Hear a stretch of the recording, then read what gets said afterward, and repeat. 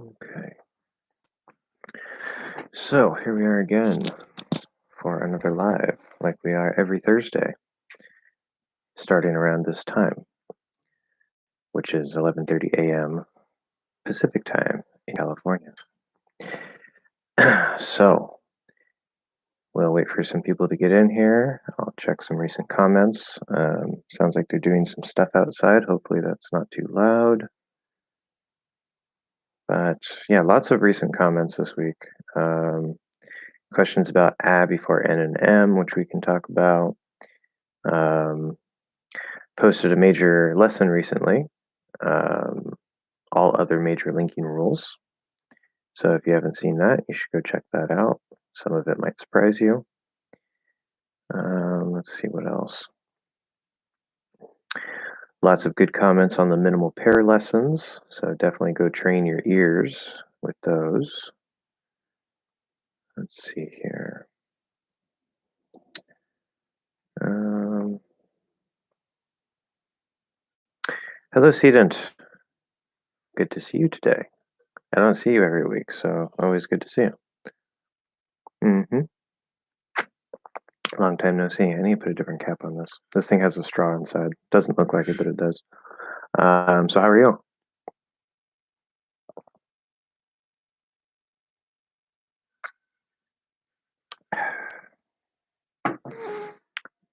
Finn. Hello. This is America. Ain't nobody saying hello. But yes, hello. How are you, Finn? I am good, Sedent, yes. Hope everybody's doing well. And yes, we do have a new supporter, which should be at the top of the chat. It shows it for me. John Two Corner seems to be a new super fan, which is awesome.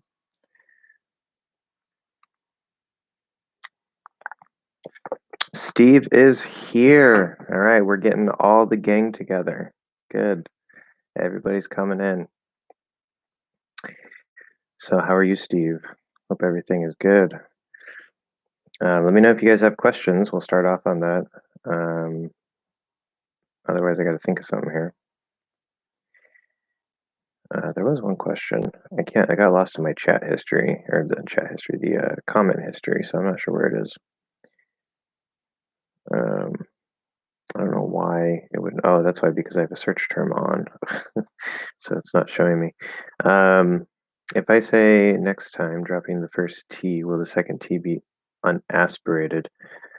Okay, well, let's think about this, right? So where do we use an unaspirated T? Okay, it's not random.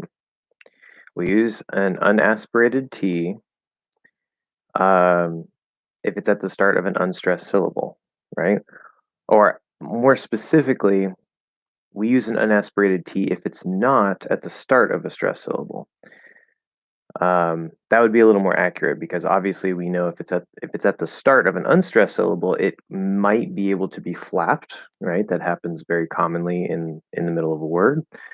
Or if you enunciate a T at the end of a word, instead of stopping it, you can kind of push out a little T like that, and it's a little t at the end. That would also be an unaspirated T. So the only time that we don't use an unaspirated T, that we can't use an unaspirated T, is at the start of a stressed syllable. Okay? And time is stressed. It's a stressed word, one syllable word, which means that no, it doesn't matter what you do to the sounds around time, the T in time will always 100% with no exceptions be aspirated because it's stressed. Time. I thought you were going to ask about the T in next. So yeah, you can easily drop that T, that first T, partially because of the S sound in the X before it. But no, the T in time has to be aspirated. I've heard people pronounce email with third vowel. Is it just me, or do people actually use third vowel in the word email? So instead of like email, it'd be like email, mel. I'll send you an email, email. Send you an email. Yeah, that's fine. So one of the things about the A diphthong, now in this case it's an L-colored A diphthong, because it's ale, right? Um,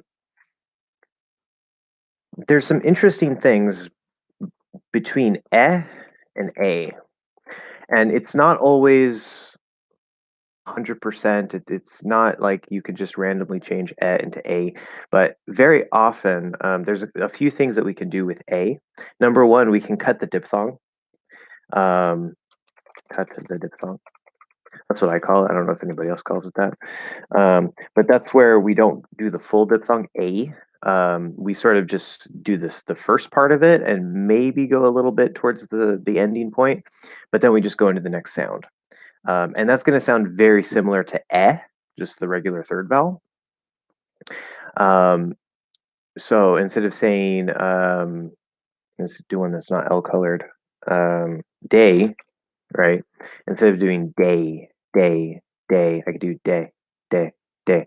Now, by itself, that sounds kind of weird, but in faster speech, which is when we usually cut the diphthong, faster speech, especially if it's an unstressed syllable. But for a stressed syllable where you're speaking more slowly, it doesn't make sense to cut the diphthong because you're trying to say the word clearly. But if I say the other day, the other day, the other day, day, sounds perfectly fine, right? I'm cutting the diphthong. I'm not doing third vowel.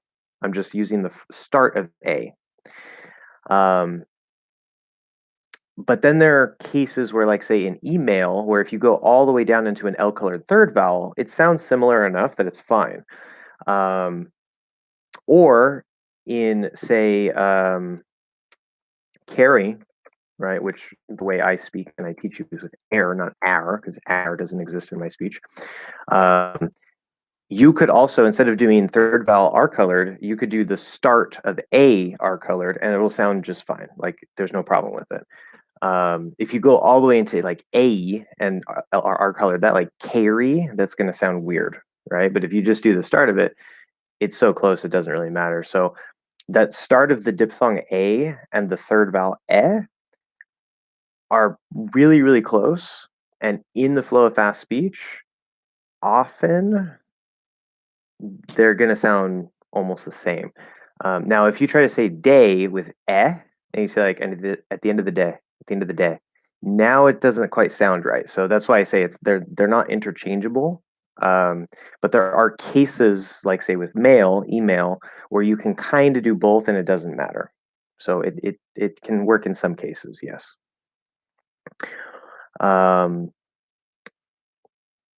Can you compare the pronunciation of the word tsunami? Oh yeah, the X. Sorry, that's a Spanish or Portuguese thing.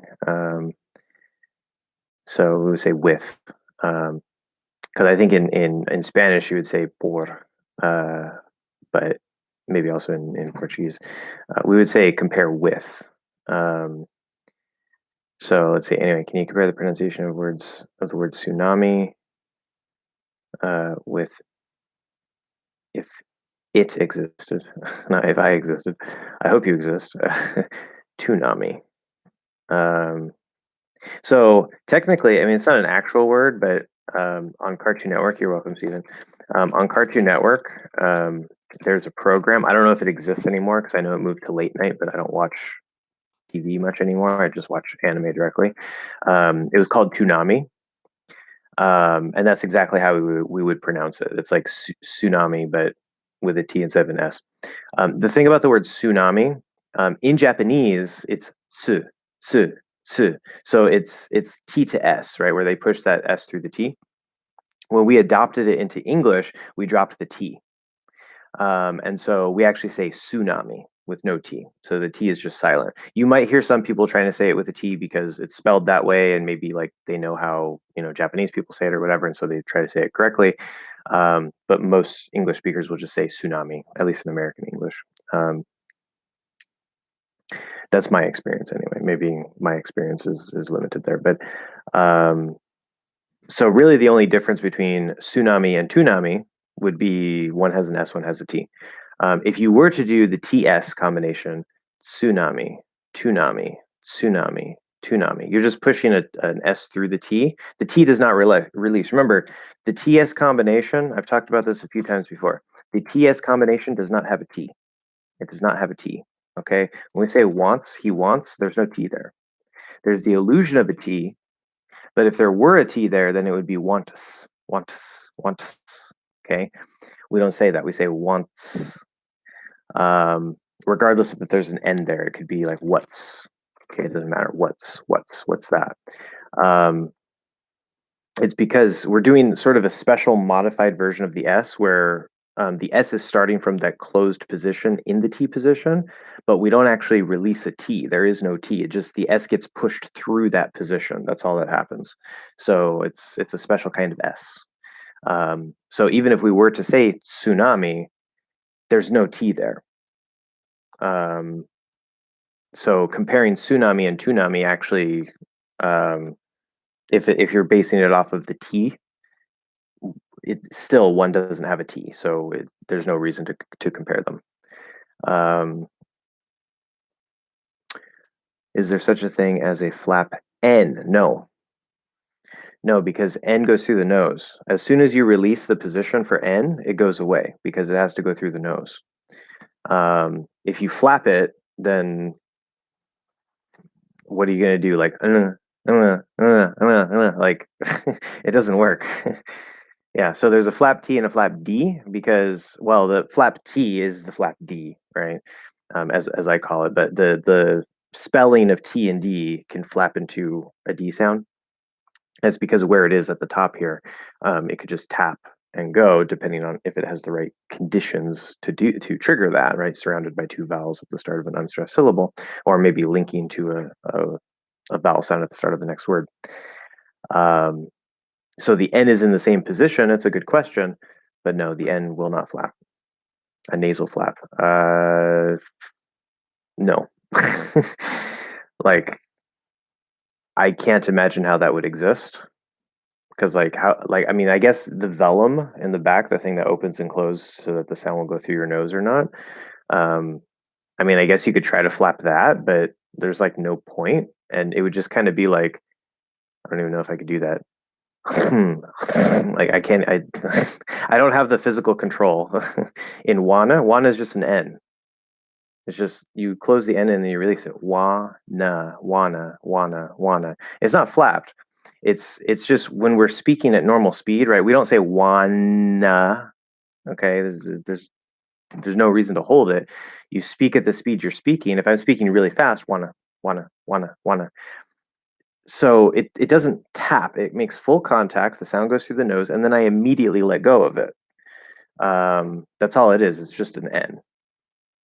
Yeah. That's a good question, though. I can see how that could be confusing. Hopefully that clears up your problem there. If not, feel free to elaborate, or maybe I don't know if somebody told you that exists, or if it's just something that you're curious about, or whatever. I don't know. But no, there is no nasal flap or anything like that. Can this TS sound change depending on the accent? I don't know. Maybe.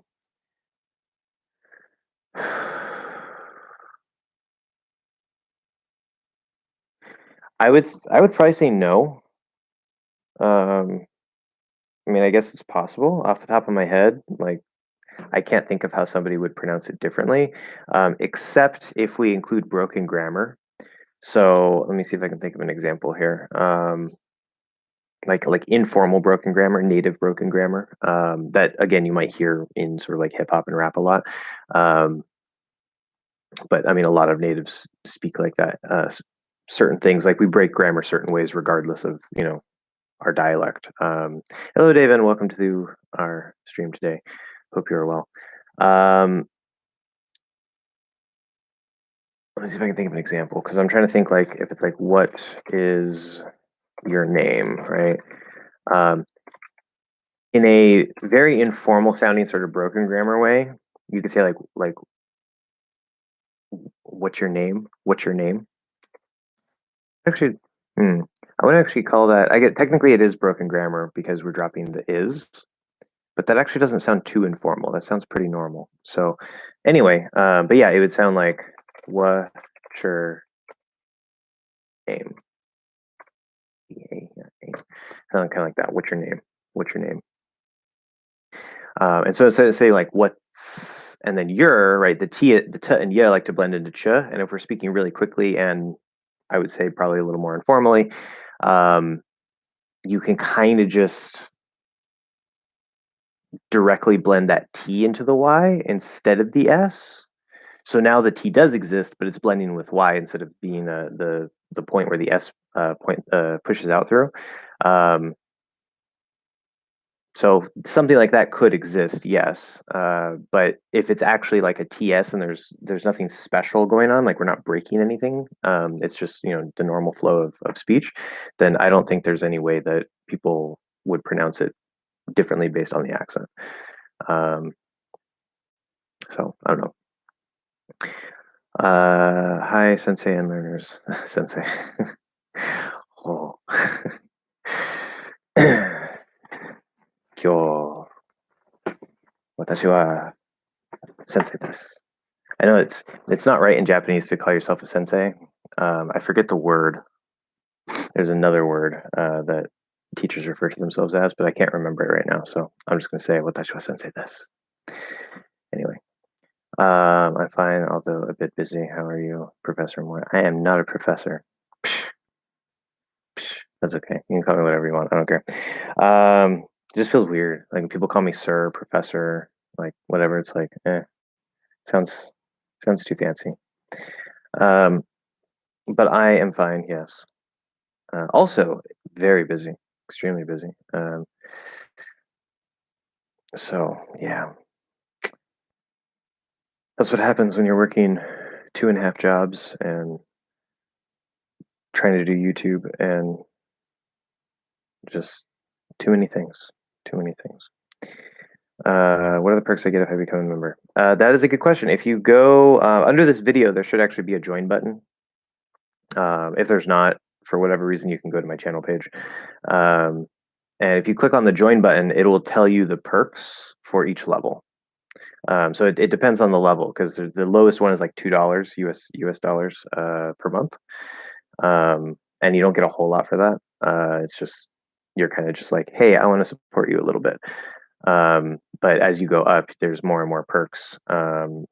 If you do what Davin is at, which I think is the $30 one, which I know is kind of a lot, but you get a 1 hour meeting with me once a month. So that's a pretty big perk, right? So yeah, go check it out. It'll tell you all the details. Yes, anybody who wants to become a member, please become a member. Thank you for bringing that up, Gabriel. Of course, there's no pressure to become a member. You guys just being here and watching my content and everything is fantastic. I love the support. But if you would like to directly support the channel monetarily, that is also greatly appreciated, especially because, as I said yesterday in a community post, unfortunately, with all the stuff I got going on, I will not be doing any more of the preposition lessons, the logic of prepositions, until I get an editor, because then I can still make regular lessons and they can edit those videos while I work on the logic of preposition videos. In the editing. So yeah, because it's going to take me a long time to finish that course. Like probably, according to my calculations, it might take me up to 2 years to finish the logic of preposition course. And that's like doing like one lesson a month, more or less. So it's going to take me a while. So I need an editor to do the other videos. Otherwise, I can only do the prepositions or I can do the other ones, and trying to do them both. I've been trying to do it and it's not working out very well. So, yeah.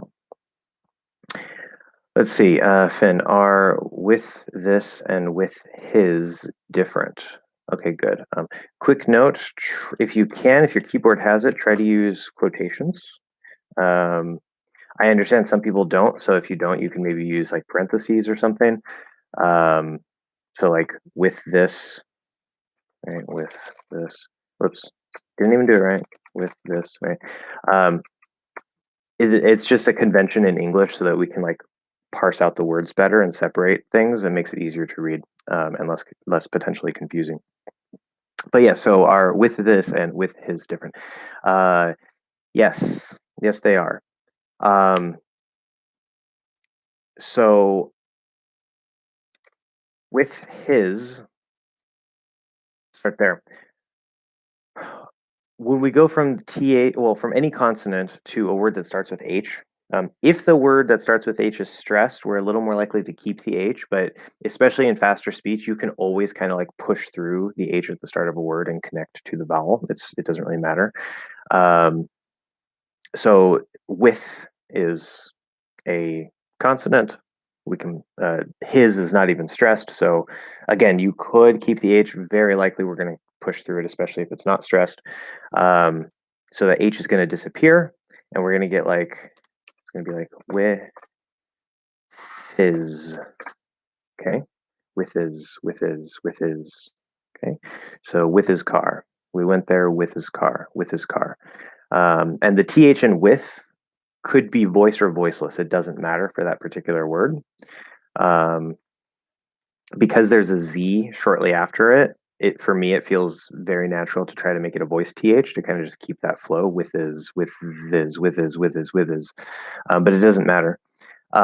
With and this, okay, now we have two TH sounds next to each other. And clearly enunciated, you would say with this. And we might do that sometimes to make it clear because they're two TH sounds, and it can be maybe a little unclear if we don't do that. But what you can do also, you basically would kind of hold it, right? So this would be like extending kind of. I'm trying to think, can you drop that first th? Probably. So one thing that you can do is extend it, right? But you're not holding one consonant sound unless you make the with th voiced. Then you can do that like with this, with this. You just make it a little longer. That's fine. You can do the voiceless into the voiced, where you just start voiceless, hold the same position, go into voice. Just like if you're doing like S and Z, like you just change the voice. So with this, and it sounds sort of like a long th, but it starts voiceless and goes into voiced. So that's another thing you can do there. However, probably especially in faster speech, because remember in that lesson that I posted about the other major linking rules, it's actually not required to extend, at least in faster speech. And so you can actually, we don't want to drop that second th here because that's the voiced one. So what you could do is say like with this, with this, with this, with this, with this, and that will sound perfectly fine. So it'd be like with, and then this. Now, one thing notice also, the S on his is a Z sound, the S in this is an S sound. Okay, it's a very common problem where like is and his, for example, they're common words that are spelled with S at the end, and many English learners make the mistake, even advanced English learners make the mistake of pronouncing it as an S. It is not an S, okay? That's why I say focus on your ears, not on your eyes. But in this, it is actually an S. So that's one big difference, but yeah, there's, as you can see, there's many things that you can do between with his and with this, depending on how clearly you're speaking, depending on if you choose to extend it or not. So many options there, but they don't sound the same. In no case do they sound the same. So I hope that answers your question there. If I remember, I might want to cut that out. That's a good question. Around 24 minutes. Should write that down. I don't have a pen. Even though I just bought a bunch of pens, I don't have any pens. 24. Right. Anyway, I might cut that out later. Not cut it out of the live, but cut it out and put it into a separate video. Senpai, yeah. I know, right? When I was in judo, I see John's corner there, but I saw this first really quick. When I was in judo at the college, this is like my second semester of judo. So literally, right in Japanese terms, I was a senpai, and there was this first semester judo student who like was really into Japanese culture and stuff, and she was in her gi all dressed up and everything, and she would run over to me like this, like senpai. I'd be like, hi. Anyway, okay, John, is it what? Okay, we got some problems. We got some problems. We got some big problems. I'm glad you asked this question. Okay. As soon as I saw that you put A as in butter, there's no A in butter. Okay. Um, so we have a thing to fix, and I will also answer the question here. Um, okay.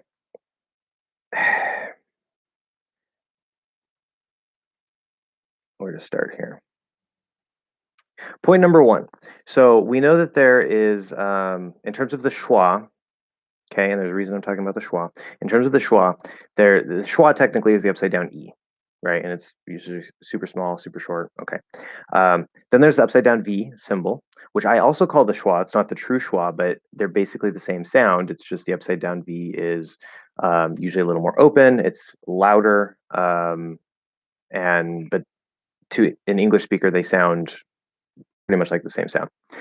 Now, that also depends on the pronunciation of the person. So, one thing I notice is that people from some other parts of the country, including in the South, it seems that when they say words like what, they say like what, and it's almost like ah, like the unmerged ah sound, um, or maybe it even is the unmerged ah sound. I'm not sure.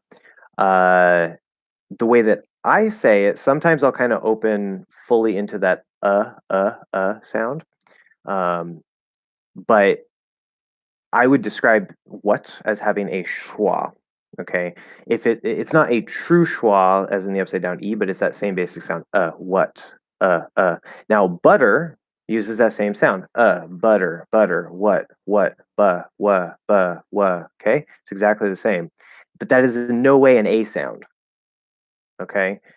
Um, this is another reason why I don't want you guys to focus on spelling and letters and focus so much on your ears because um, I really, really hate when I see English teachers saying like, "Oh, there's like the A in cat and the A in Kate and the A in saw or something like that." It's like, no, those aren't A's. Like maybe an A, you could call that an A, but those are three completely different sounds that have nothing to do with the letter. Just because they're commonly spelled with the letter A doesn't mean that they're actually anything to do with the letter A. They're individual separate sounds. Okay, is very important, and you don't want to associate them in any way with the same letter, unless you're focusing on maybe common spelling patterns, but the sounds themselves are different. Um, Now the sound in farther, that is a completely different sound. That would be the R colored ah.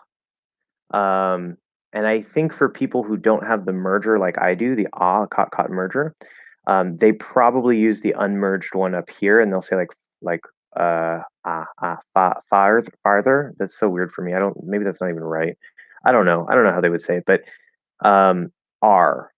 Okay, r farther. It is completely different than butter, right? Um, because that's an R colored vowel. So any follow-up questions, feel free to ask. um, but yes, this is one of the points where there's subtle differences, right? Like I sound neutral. I speak neutral. If you ask me if I have an accent, I say no.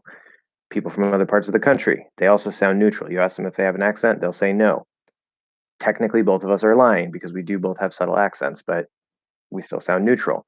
This is one of the small details, like what I was saying, like with instead of saying what, saying what or something like that, that some people from other parts of the country, they will probably say it that way. Um, and they'll still generally sound neutral, just like me saying what instead of what. I still generally sound neutral because there's little tiny differences that don't add up to sounding like regionally distinct dialects, okay, or accents. But anyway, so I hope I cleared things up there, and I'll get down. I don't know if you, I don't see anything else from you yet, John. So um, definitely, if you have any follow up, let me know. Um, but okay, moving on. What's the difference between professor and teacher? Good question. They're basically synonyms. Usually, at least in American English, we think of a teacher. Well, teacher is sort of like a general broad term, so like anybody can be a teacher, right? Like I can teach you how to play the guitar. I'm a teacher, right? Um, but we think of teachers specifically, if we're not using the very broad term, we think of it as, say, like grade school, right? That could be public or private, it doesn't matter. So, all the way up to, say, 12th grade, which is what we go to in the United States, 12th grade. Um, and then when you get into college or university, then we start using professor. So professor is more like maybe they have higher education and like they're still a teacher, but it's like they're a higher level teacher, I guess. That's kind of how we think about it. Um, but to me, like I just don't like. I mean, I guess I don't really care too much. Just to me, like when people call me professor, it seems kind of weird because I'm like, well, I'm not standing in front of you like, in a lecture hall with 200 people, like, so it just kind of feels weird. Um, but anyway, Kyoshi, yes, that was it.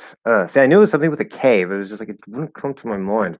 Um, Kyoshi, yeah, Kyoshi. Anyway, my Japanese is so rusty and whatever. But yeah, because I was like, I'm pretty sure it's supposed to be a long O. I really hate the romanization conventions because it's like, um, if it's supposed to be a long O, they write OU, right? If I remember right.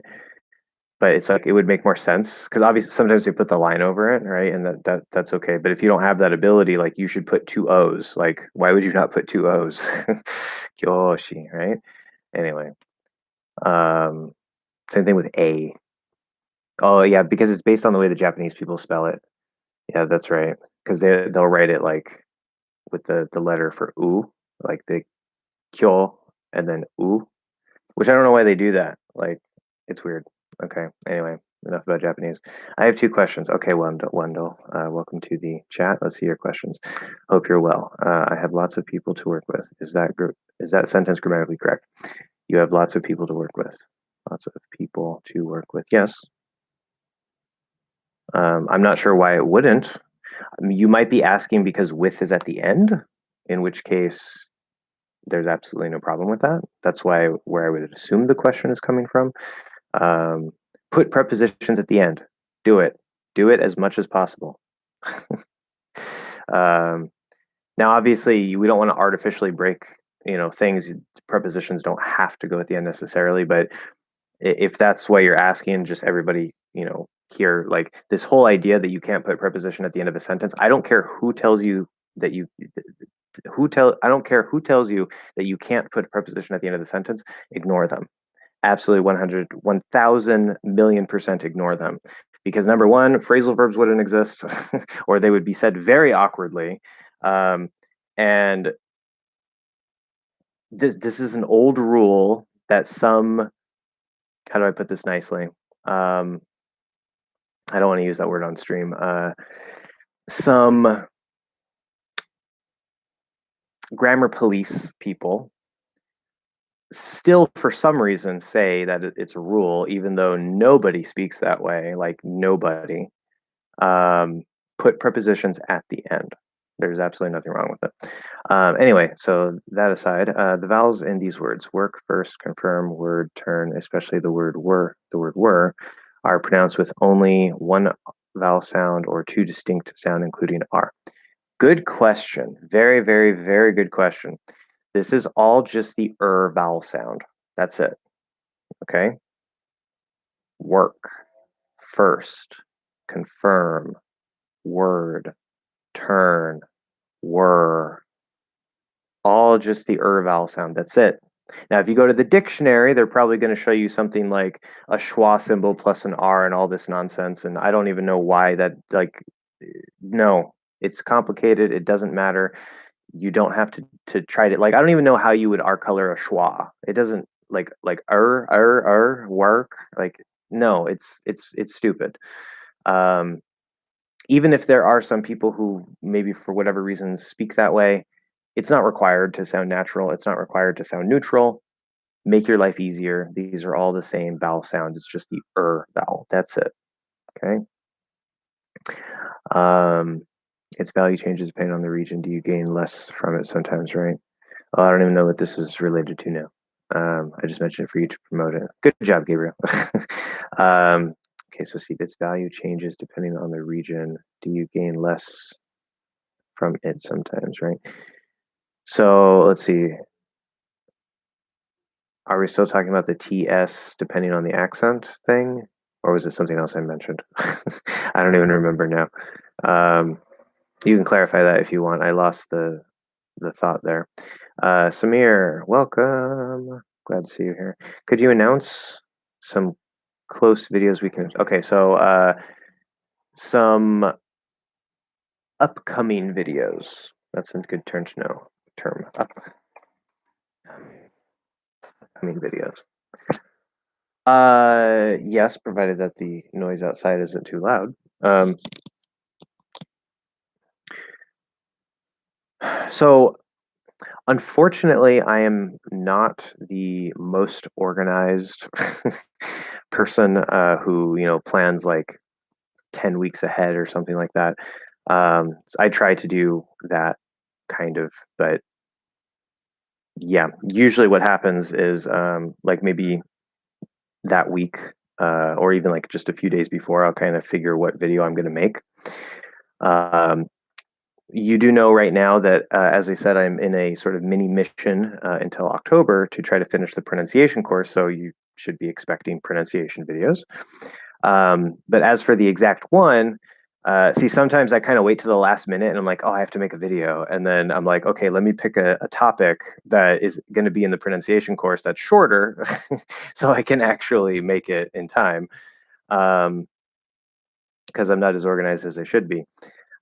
But I've been thinking about making another reduction lesson very soon because I have a basic schwa reduction lesson, but I want to talk a bit more about that. I mean, either way, it's going to come, but it's just like exactly when, right? Is it going to be the next video or the video after that, or is it going to be next month? I really want to get around to making a special lesson for the dental TD variation of the TH sound because I get questions about that. I also really want to make the lesson that will solve the before MN problem because I already have that like done in my mind and I just need to like make that video because I get a lot of people talking about that also and I want to answer that. But some of these lessons are kind of more minor, and some of them are maybe a little more major. And I'm trying to sort of have like a good balance as I go through time here. But some lessons I'm actually not sure if they're going to end up in the main course or if they're going to kind of be just an additional pronunciation lesson. And so it's kind of a mess as I like go through. I have sound cluster lessons I'm going to be making too. So the short, easy answer is just expect pronunciation lessons, um, especially related to certain sounds. I'm going to make some more about the rhythm and linking. I might have a couple minor lessons more, but I pretty much covered linking at this point. So yeah, if there's a particular question you have, a particular thing you want to see, then I can maybe try to bump that up or whatever. But it's coming. It's going to be coming soon. So, Steve, because the cheaper one is under $1 here, less than. Oh, I see. Okay, hold on. Maybe that was related to the previous thing. Its value change. Oh yeah, there we go. Okay, yeah, that makes sense now because I was talking about the money. Yeah, the membership. Okay. Yeah, because the cheaper one is under $1 here. That's weird. Well, actually, probably what you're seeing is after YouTube takes their percentage. Because YouTube, I forget exactly how much they take for that. I think they take like 40% or something like that, which is really high. I don't remember the exact amount, but yeah, same thing with the ad revenue. YouTube takes a certain percentage. I don't get like all of that. Because it's their platform, they got to make money, so whatever. Yeah. Anyway, I have a couple of phrases. A C2 native speaker level textbook recommends students learn for the exam. I'm curious if you know them and if you ever even use them. Okay. I'll post them throughout the live along with a couple of other questions if it's okay. Yeah, no problem. Definitely no problem. Yeah, I always like when people bring this kind of stuff up because you're like, this is what natives are supposed to know. Let me see. And then half the time it's like, yeah, nobody speaks that way. So,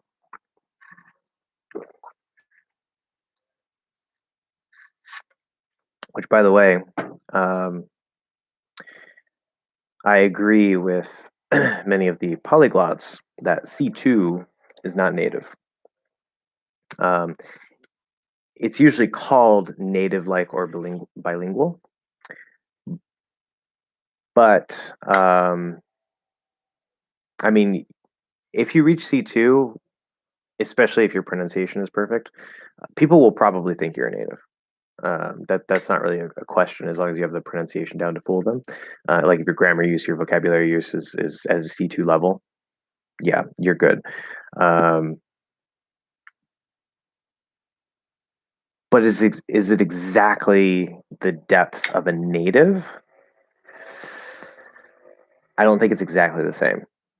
You'd probably need like there probably should be like a D1 level. Like D1 would be like no D2, just D1. And we know that the gap between A1 and which for people who don't know, I'm talking about the Common European Framework, beginner, intermediate, advanced. So A1 to A2 is super small. A2 to B1, the intermediate level, is pretty small. B1 to B2 is kind of small. B2 to C1 is huge to get to that advanced level, and then C1 to C2 is even bigger. So if you add, say, I don't know, 10 more years on top of passing a C2 exam, you might be at D1, and then you could probably be like native speaker level, which I know might sound kind of demoralizing to some people, but I'm just trying to be what I think is technically accurate here. And we have a super chat, so I'm gonna have to get to that here. It looks like a super chat. But if you reach a C2 level, like you're good. Even at a C1 level, you're good. Like most people don't even have to go past a B2 level, the upper intermediate. Any tips to say I as in lid? Okay, so it as in lid more easily. Do you smile a bit? Like, okay, good question. Good question. Okay, the lips. The lips. I'm gonna make a whole. I'm gonna make a. I was gonna say a whole series of lessons. I'm gonna make a special lesson talking about the use of the lips in the front vowels because the front lips are not required. They are not required in any way to say e or to say I or to say or to say a. Okay, they're not required. Do they commonly get included in the production of the sound? Yes, but look. Okay, e, e, I, I, a. My lips did not pull to the side at any point in that. Okay, now if I have the e sound and it is say emphasized, like do you see that? We are very likely to pull those lips back, especially if it's emphasized, but it's not actually required to make the sound. So here we're talking about I as in lid, right? And you're asking how to say it more easily. I actually have a short lesson somewhere in my shorts playlist that actually talks about some ways to make I easier to pronounce. But okay, if let's go within like a normal range without any special emphasis. Probably when saying E, the lips are going to pull back a tiny bit. The way that other teachers teach you and they say, okay, smile when you say E. E, no. You're exaggerating. Okay, don't do that. Please don't do that. Unless you are super enunciating or emphasizing. Okay, don't do that. You're going to look ridiculous and you're probably going to sound a little weird. Do not make a big smile. Okay. So when you're doing E, I'm going to go through here. When you're doing E, you can pull the lips out or to the side a little bit. Okay. E, E. That's it. E. No more. Okay. That's all you need. Do you see that? Do you see? Do you see that? See that? Yeah, I see it. I see it. I see it. Okay. Eh. That's it. Now, lid, lid, lid. Do the sides come out? They can a little bit. It's common. It's a common thing that can happen. It's not required, but it can happen. If you can do without moving the lips at all, and it sounds like a good don't even worry about the lips. You don't have to do the lips at all, as long as you can make the sound well. Now, I will say, working with English learners, for certain sounds that may or may not require the lips. Same thing with we usually bring the lips out like that. Not required. No difference. Okay, it's just a common thing we like to do. It's very natural for us, for whatever reason. I don't know why. But I do notice that when sometimes if a student isn't quite producing the sound right, sometimes adding, a little bit of here on the lips or with the putting the lips out a little bit, it's sort of a little trick that gets their tongue to kind of shift a little bit for whatever reason, and it makes them say the sound a little bit more clearly. So it can be useful, but it's not required. Okay. With okay, go to bed, bed, bed, bed, bed, bed, bed, bed. I would say my lips don't really come out like hardly at all, if at all. Like we don't say bed, bed. Maybe if I'm emphasizing, go to bed. Okay, maybe you could do that. Normally, go to bed, bed, bed, bed, bed. It's more like an opening rather than a pulling. So you really don't have to worry about it for that sound.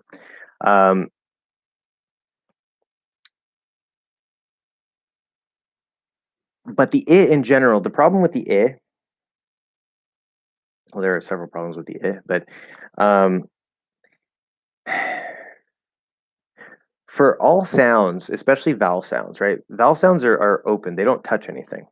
I mean, maybe you touch the sides of your teeth with the sides of your tongue. That's fine. It's not what we're talking about. But the vowel sound itself, like it doesn't touch it. It's not placed to create the sound. So they're open. They're sort of floating in the mouth, and especially the sound, right? The vowel sounds don't have a specific concrete position.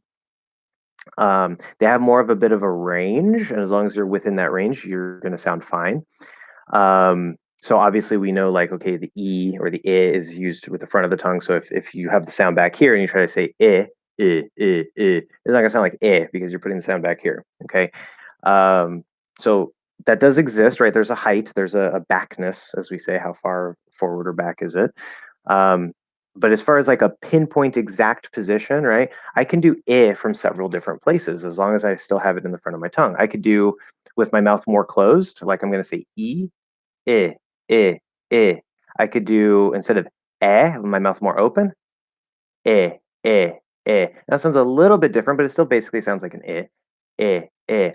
I could do I, I, I, I, I, I, I. See, I can have my tongue in kind of all these like weird little different places, but because I have such control over the exact tenseness and placement of the sound, I'm able to still produce a really good sounding sound, even if it's not necessarily,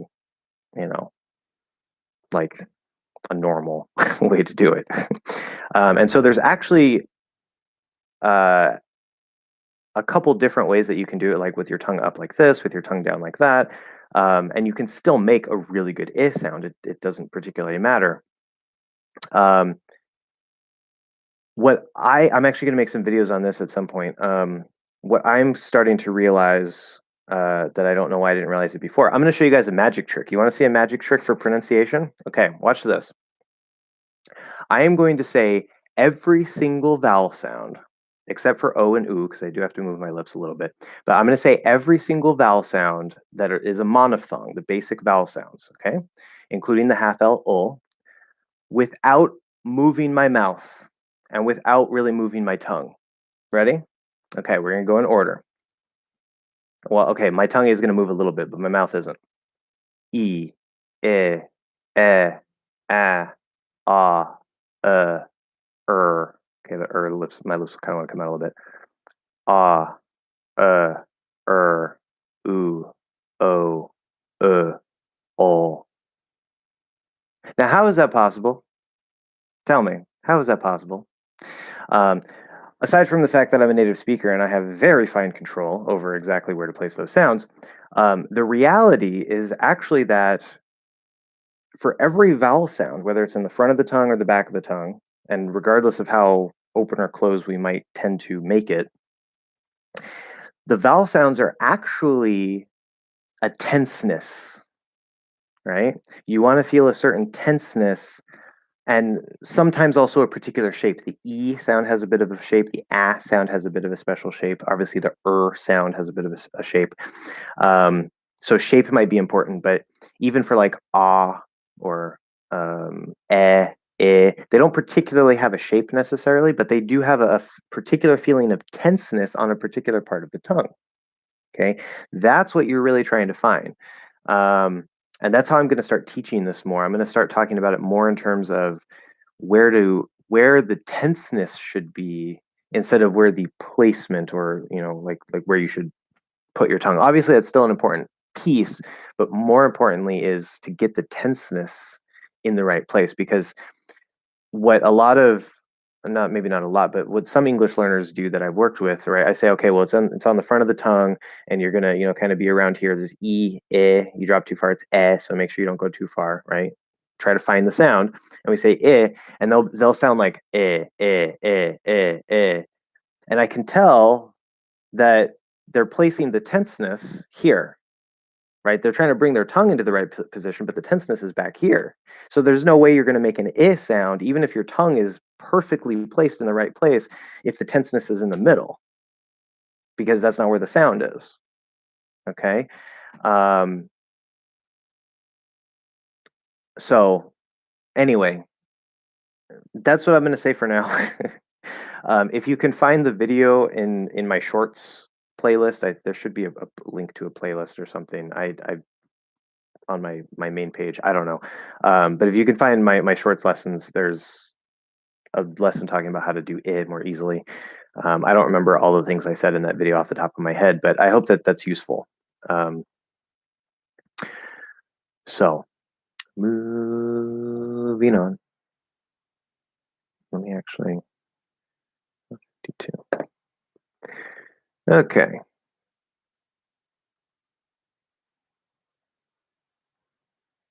Where were we? Okay. Hopefully I didn't miss anything here. Why do you tend to pronounce, which was I done with that one? Yeah, it was. Okay. Why do you tend to pronounce root the same as root? But I hear people using the diphthong in ow. Is it an exception? Okay, there are some words in English, in American English specifically, that have more than one pronunciation.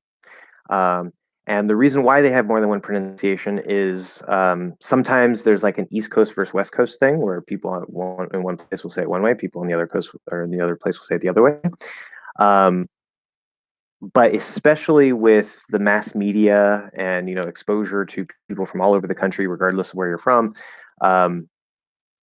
it's sort of become where like still some people will just use one, some people will use both. Me, I use route and root. It's whatever one comes out of my mouth is whichever one I say. Same thing with data. It doesn't matter. There's no right way to say it. Both are perfectly fine. Okay. It's like sure, right? The word sure, sure. Different people from different parts of the country will choose one of those three. There might even be another one. I don't know. But I say sure, right? Which I think is the easiest because it's just an vowel. You don't have to color anything. It's just So yeah, it's not an exception. It's just another way to say the word. No problem. In the sentence, I do, or they do. Well, it's not really a sentence, but I know what you mean. Which D is used? Strong, weak, or flapped? And I see you got the quotations going. Very nice. Good job. Strong, weak, or flapped D. Okay, this is a good question. This is a super, super, super, super good question. So we know the strong, which is aspirated, right? Which we don't hear the breath, of course, but it's right, the strong D is going to be at the start of a stress syllable. Okay.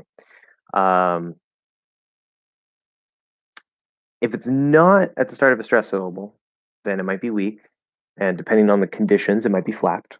Okay. Or depending on the conditions, it might be stopped, right? A stop D. So the first question we say, okay, is do in these cases stressed? Well, that might kind of depend.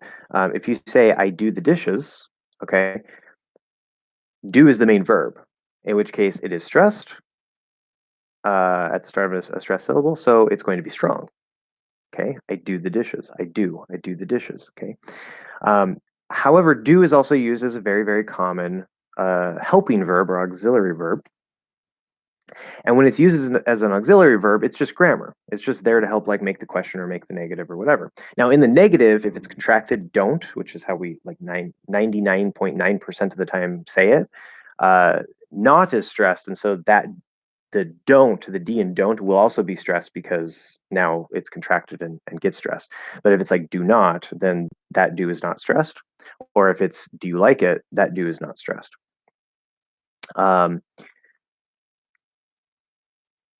So obviously it's not stopped. That doesn't work.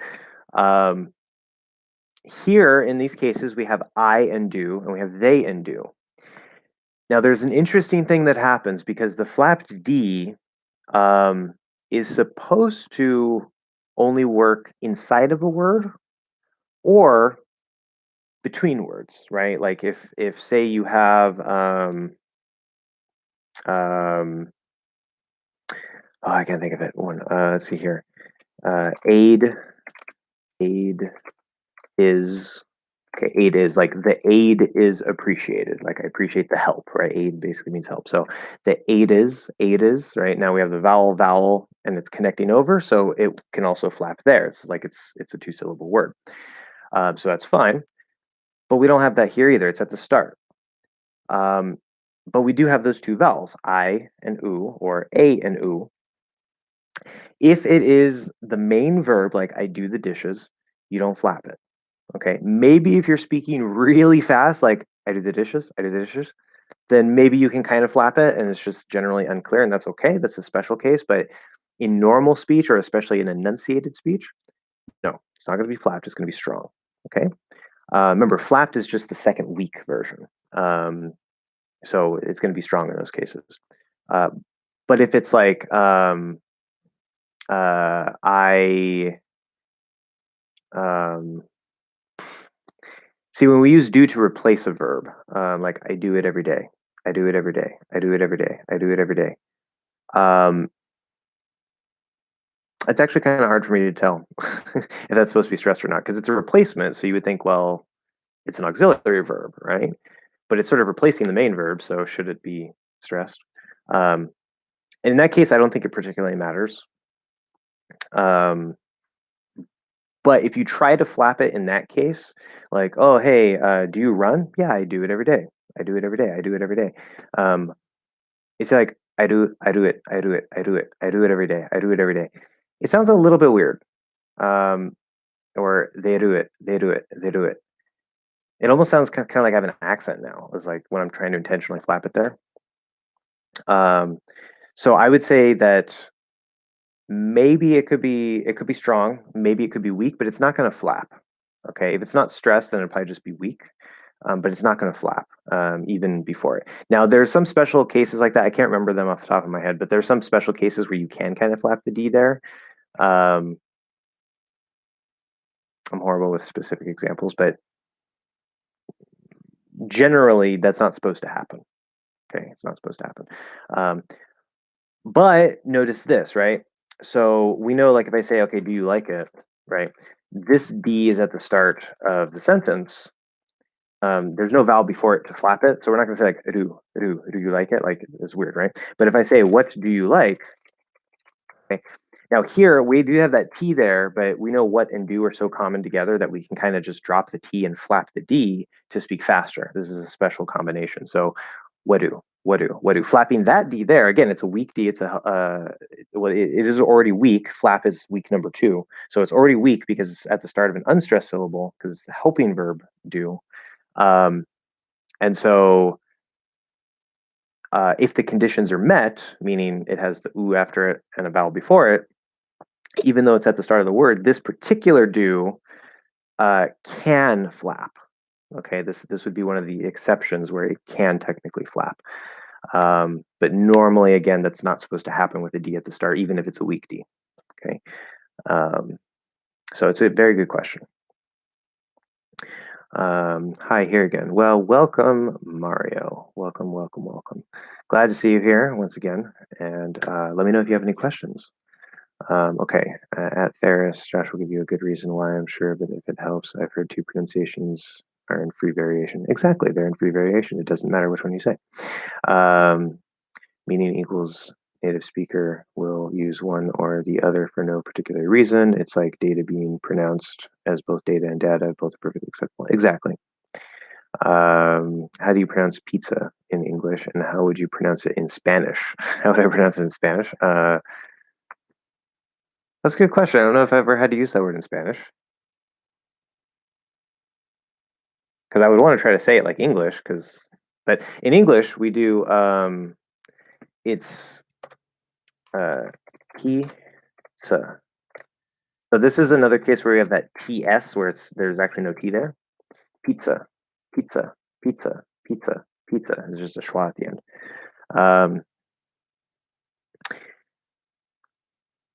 How would I pronounce it in Spanish? I want to say like, because I don't think they have t in Spanish, do they?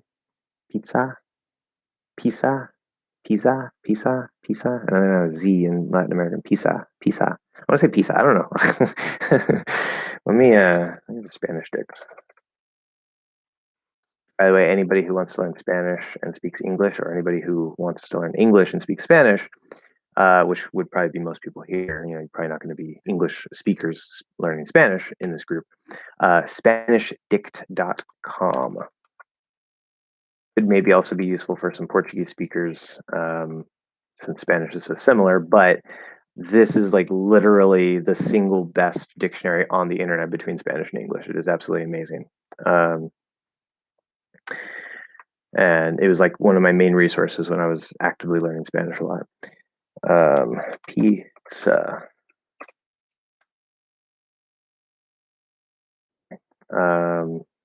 Spelled the same.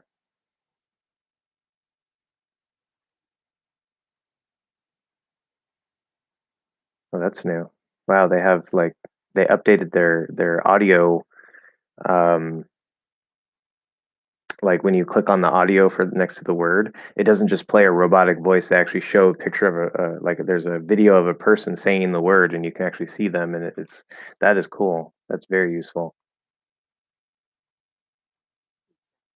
Okay, wait. So for the Spanish one, they're spelling it like pizza, but the person is saying pizza. Pizza, pizza. Anyway, so I don't know. I don't know how it's supposed to be pronounced in Spanish. That doesn't matter. But yeah, if you go to SpanishDict.com, that's a good resource.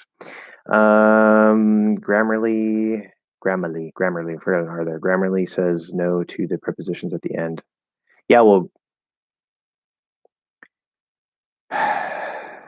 I'm only going to say this, and I apologize in advance, but I'm only going to say this, one, to show how strongly I feel about this, and number 2, I mean, you can think of it as English exposure. Grammarly can fuck off. I think I'm allowed 1 F-bomb in my videos to still count for monetization. So that's my one. Again, apologies if anybody finds that very offensive. I know you guys aren't native speakers, so you probably don't feel the word like I do. So it's probably not that big of a deal for you, but I don't know why. Like it doesn't make any sense to me. Like you can ask pretty much any native speaker in American English. Like in British English, it's a little bit different. Like they still largely speak the way we do, but I think in the UK it's a little they still have a little bit more of a hold for this rule. Like they still use whom. Like 98% of Americans never use whom. Okay, don't use whom, by the way. Like, to whom is this letter addressed? No, who is this letter for? Or who is this letter to? Like, it doesn't matter. But Winston Churchill, right? British guy, leader of, the UK back in during World War II, right? Okay, obviously very smart, very powerful person. He is quoted as saying, not putting prepositions at the end of a sentence is something up with which I will not put. That is how you would have to use phrasal verbs if you had to follow that rule. Okay. And I know that's probably confusing. It's even confusing to us because we don't speak that way. In actual English, it would be not putting prepositions at the end of a sentence is something that I will not put up with, meaning I'm not going to deal with that. That's a pain. That's a bother. Like, it doesn't make any sense. Why would I do that? Why would I take the extra energy to try to not put a preposition at the end? I have to rearrange the sentence and the whole grammar in order to just use a basic phrasal verb. Okay. Completely ignore it. I don't care what Grammarly says. I don't care what any grammar police person says. I don't care what other English teachers say.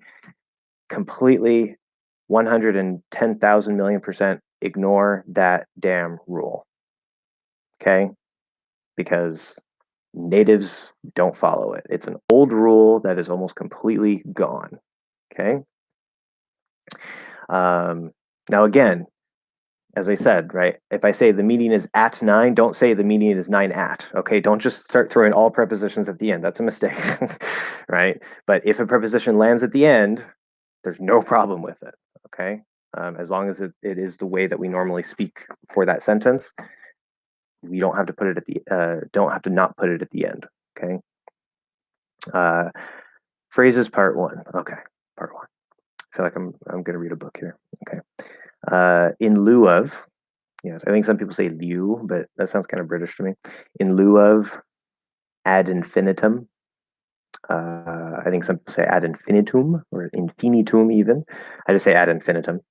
Ad nauseum, which is how I hear most people saying it. Ad nauseum. Par excellent. Well, obviously, I want to say par excellent instead of par excellence because I think there's usually a T there, but maybe not. Par excellence, no, I guess that is right. Yeah, par excellence. Anyway, forgot to mention they're all borrowed from other languages. Looks like mostly Latin. I don't know. But yeah, that's not a problem. These are phrases that we have in English. So there's going to be a way that we say them, or a way that I try to say them at least. Oh, I see. It was confusing me because I thought it was a regional thing. People from a certain area would produce root or route. Interesting. Yeah, no, there are cases like that. There are regional differences and stuff, but there are also many words that it doesn't matter. Yeah, it really doesn't matter. It definitely could be a regional thing as well. Canadians apparently show strong preference for root since it aligns with the French pronunciation, whereas route rhyming with mouth makes more sense from English pronunciation point of view. I guess. I don't know. I don't care. Theories. Yeah. Also, though, I mean, although, yeah, a lot of Canadians basically sound like us with maybe some minor variations. At the same time, it is Canadian English. Those Canadians, they can, just be Canadian. Doesn't count.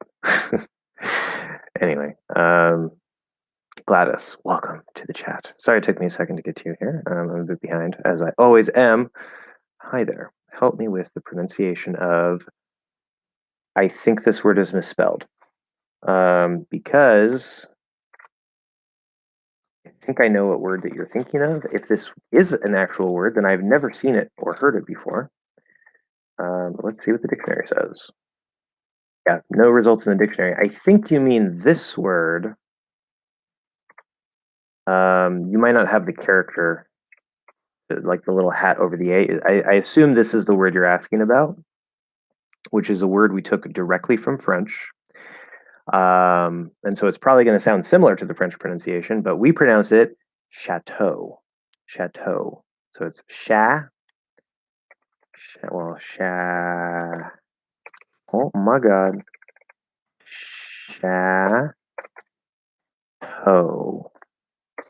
So it actually sounds a lot like shadow. Okay. The word shadow, like, light shines and I have a shadow. Except the stress pattern is switched. So it's not chateau, it's chateau. And instead of a D, which it would be a flap D in shadow, it's actually a T because it's at the start of a stress syllable, chateau. Yeah. So if that wasn't the word you're asking about, then clarify and let me know, and we'll get to that. But I'm pretty sure that was it. Is the R colored O required? No. Wait. Oh, the O. Yes. See, you wrote OU. Is it O or ow? See, I have a transcription method. Like, if you don't use my method, use the IPA. Like, because if you just write it like in English letters, there's a chance I'm going to get really confused because I read that as O, and then I was like, wait, there's an U there. Is that supposed to be ow? See, I don't even know. We don't know. So I would recommend you use my transcription method, but at the very least, try to use the IPA if you don't like mine, because I can at least know it's IPA and figure out what's going on. But anyway, because I think it can always be R colored ah or instead. Okay, so assuming we're working with ow, correct me if I'm wrong. I'm pretty sure it's R colored ow. So for example, like hour. I'll let you clarify that to be sure, and then we'll come back to that. Because I do have some things to say about that if that's the case. You're on the right track. David, I wonder if Josh says yes. The eternal question. I use both. Yes, both envelope. Doesn't matter. It really doesn't matter. I think. Let's see. I think of it as envelope. Like that's how it is in my brain. But when the word comes out, half the time it's N and half the time it's on. So I don't know. But I perceive it as N. Like I think of it as N, which is an interesting thing. So I don't know. I just want to know what I'm going to hype about. I don't know what that's related to now at this point. What I'm going to hype about. Could you announce some close videos? Okay, yeah, I figure if I went back. Yeah, that was a while ago. Okay, yeah, so well, hype about that. Hype about the whole pronunciation course because hopefully it'll be finished soon and then a gigantic milestone will be passed. And I'm still going to make some pronunciation videos, of course, especially talking about like analysis videos, but I can start moving a bit more towards like some grammar and some other stuff at that point. We love the iconic ab before M and N problem. Yeah, I know. People are talking about it a lot. I'm going to solve it. I'm going to fix it. I'm going to make it super easy for you guys. I mean, it's not easy by nature. And there's kind of a bit of information that we have to go over, but compared to the problem that exists with this combination, I'm going to sort of wrap it all up in a nice bow and say, here, now it's not so hard. Now it's going to make sense to you. Okay, do you sense a noticeable acoustic difference between with lips spread? Wait, with spread lips. See, my brain was, why would we do that? Wait, spread lips. Okay, with spread lips. Blah, I can't talk, guys. And the one you were making when your lips were practically neutral. Okay, so ah, ah, ah, ah, e, yeah, I mean there's a tiny difference. Obviously, right? The vowel sounds. Right, I was using that for demonstration, an extreme case demonstration, where to show that it's really about much more about the tenseness rather than like the exact height. Obviously, I'm still like switching to like the front, middle, or back, depending on where the sound is. But like these are supposed to be very, very open.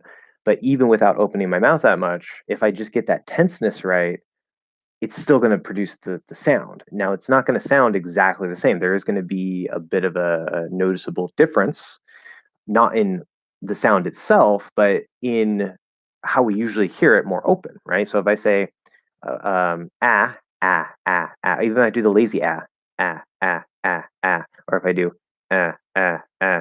it's kind of hard for me to get that exact shape, but I'm still kind of pushing that sound forward, and it sounds almost towards eh. It's kind of like eh, like it's not the best but it still sounds like an compared to some other sound, right? Same thing with ah. If I say ah, ah, ah, ah, ah, ah, ah, ah. See, because now my mouth is more open, it sounds fuller. Ah, ah. So obviously, yes, when you're doing and ah, you want to open your mouth more, especially ah. Um, but I was just demonstrating the tenseness idea. Um, okay, I have reasons to live for. Good. That's fantastic. I'm glad to hear that. Very, very glad to hear that. So with putting the word for at the end in this sentence, there is nothing wrong. Oh, I see. So you actually don't have reasons to live for. You're just giving me an example. Well, yeah.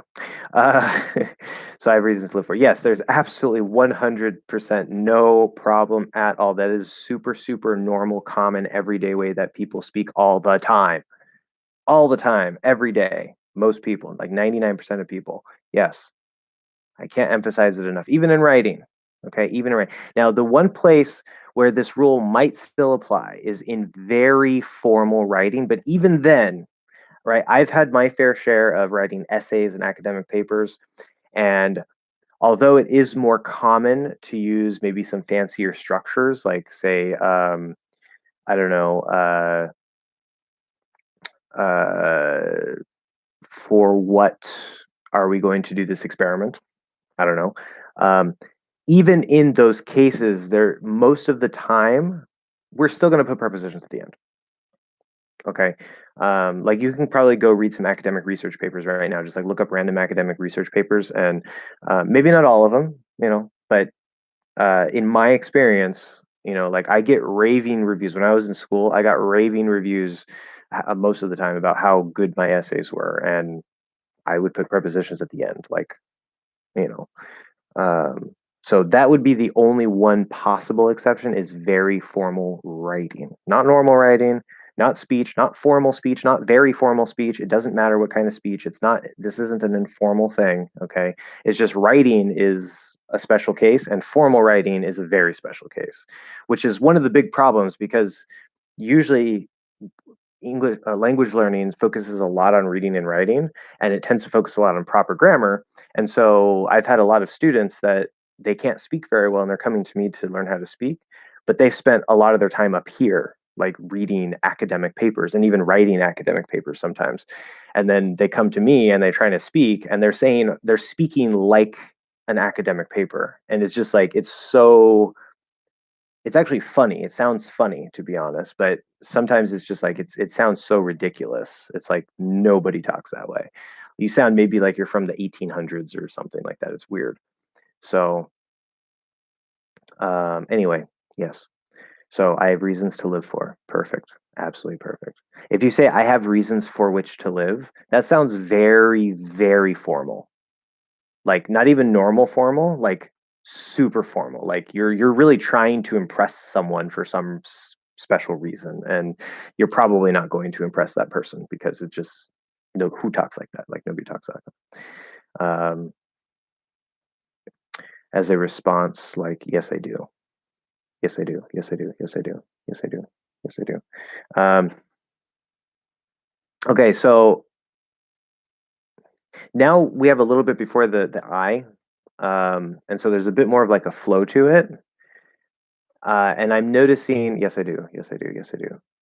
I wouldn't call it necessarily a straight flap, but it does seem sort of like it's at least partially flapping. Like I'm not like saying yes I do, where it's like a nice, good, solid, crisp duh, but it's not necessarily like like yes I do, yes I do, yes I do. It's maybe sort of in between. You can kind of sort of flap it where you just like you make contact for like maybe half a second and then let go really quick instead of like a nice, good, solid pushed out D.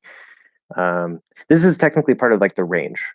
of the D sound. I wouldn't worry too much about it to this particular point. I really wouldn't. But it's a good question. It is a good question. Yeah, I don't know. It's kind of a weird in between point.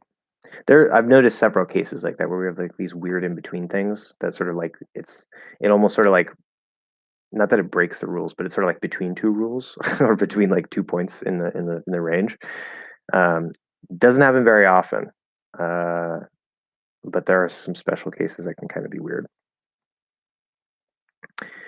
Can you drop T after S in fast speech, as in how fast it goes? You can drop T after S anytime. The only exception where when you might not drop it, where maybe you probably wouldn't drop it, but even then you still could, is in super enunciated speech. So if I say like how fast it goes, how fast it goes, I'm probably gonna push out that T, separate out the I, right, in it. But I could even say like, no, I'm just wondering how fast it goes, how fast it goes. Okay, now I'm still kind of separating out that it, and not actually connecting the S over, but I'm still dropping the T, and that's still fine. S after T at the end of a word, um, I would say that the S can, or that the T can always be dropped. Um, does it always get dropped? No. Sometimes the T comes out, and that's fine. There's no problem with it. Just like NT plus vowel rule, the T almost always drops, but sometimes we say the T because maybe we enunciate it more or whatever. Like it's possible. It's just usually we drop it. So especially in fast speech, yeah, you can drop it. Like how fast it goes, how fast it goes, fast it, and then that T on it, even we can either do a stop or we can shift it. Right, I talked about shifting in my recent lesson. Instead of saying it goes, stopping the T and then pushing out a G, you can actually stop it in a K position and then push out the G. How fast it goes, it goes. Or in in not normal speech, but just in fast speech, you can actually just completely drop the stop completely and just go into a good sound, right? How fast it goes, it goes, it goes. How fast it goes. I'm just wondering how fast it goes. How fast it goes. Yeah. So you can see, depending on how fast we're speaking and the different options we have, like maybe dropping the T in fast, maybe not dropping the T in fast, it doesn't really matter. Usually we do. Maybe stopping the T in it, or shifting it over into a stop K because of the G, right? All these factors, the speed and the different variations that we can do in each case, give us 4 or 5 different ways that this particular phrase could come out. That's real speech, right? And it's not so crazy that you can just do whatever you want. There are limits, but this is real speech, right? And the more that you guys understand about this, the more that you know about this, you don't have to memorize a bunch of rules or anything, but the more familiar you become with this concept that there's not just always one right answer, and getting used to like, oh, sometimes the T drops, or most of the time the T drops after S, sometimes it doesn't. No problem, you know? The more you get familiar, the more you pay attention to native speech. It's super, super important, right? Pay attention to native speech. Try to listen to how people actually speak. Um, the more your listening is going to increase, right? The more you're going to start feeling the pronunciation, and the more it's. I mean, you do have to take some conscious effort to get it into your own speech, but the more easily that process is going to happen. So, um, yeah, good question. Hey, do you think it's possible to smoke criminal? I remember you commented recently. I don't remember what it was about. But yes, okay, welcome. Do you think it's possible to pick up an accent through immersion? Okay, like that's actually a perfect transition based on what I just said. Like without studying phonetics and whatnot, or in other words, by simply listening to people speak your target language. Um, is it possible to pick up an accent through immersion? I don't think that's quite the right question. I think I know the question you're asking, but I don't think that immersion precludes or leaves out a conscious, intentional focus on acquiring an accent.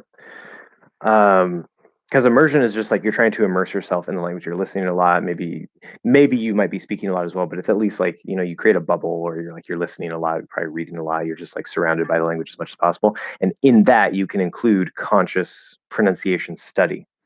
I think what you're really asking here is more like, can you absorb the pronunciation? Can you absorb the accent without having to consciously go and like study phonetics and all that stuff, right? So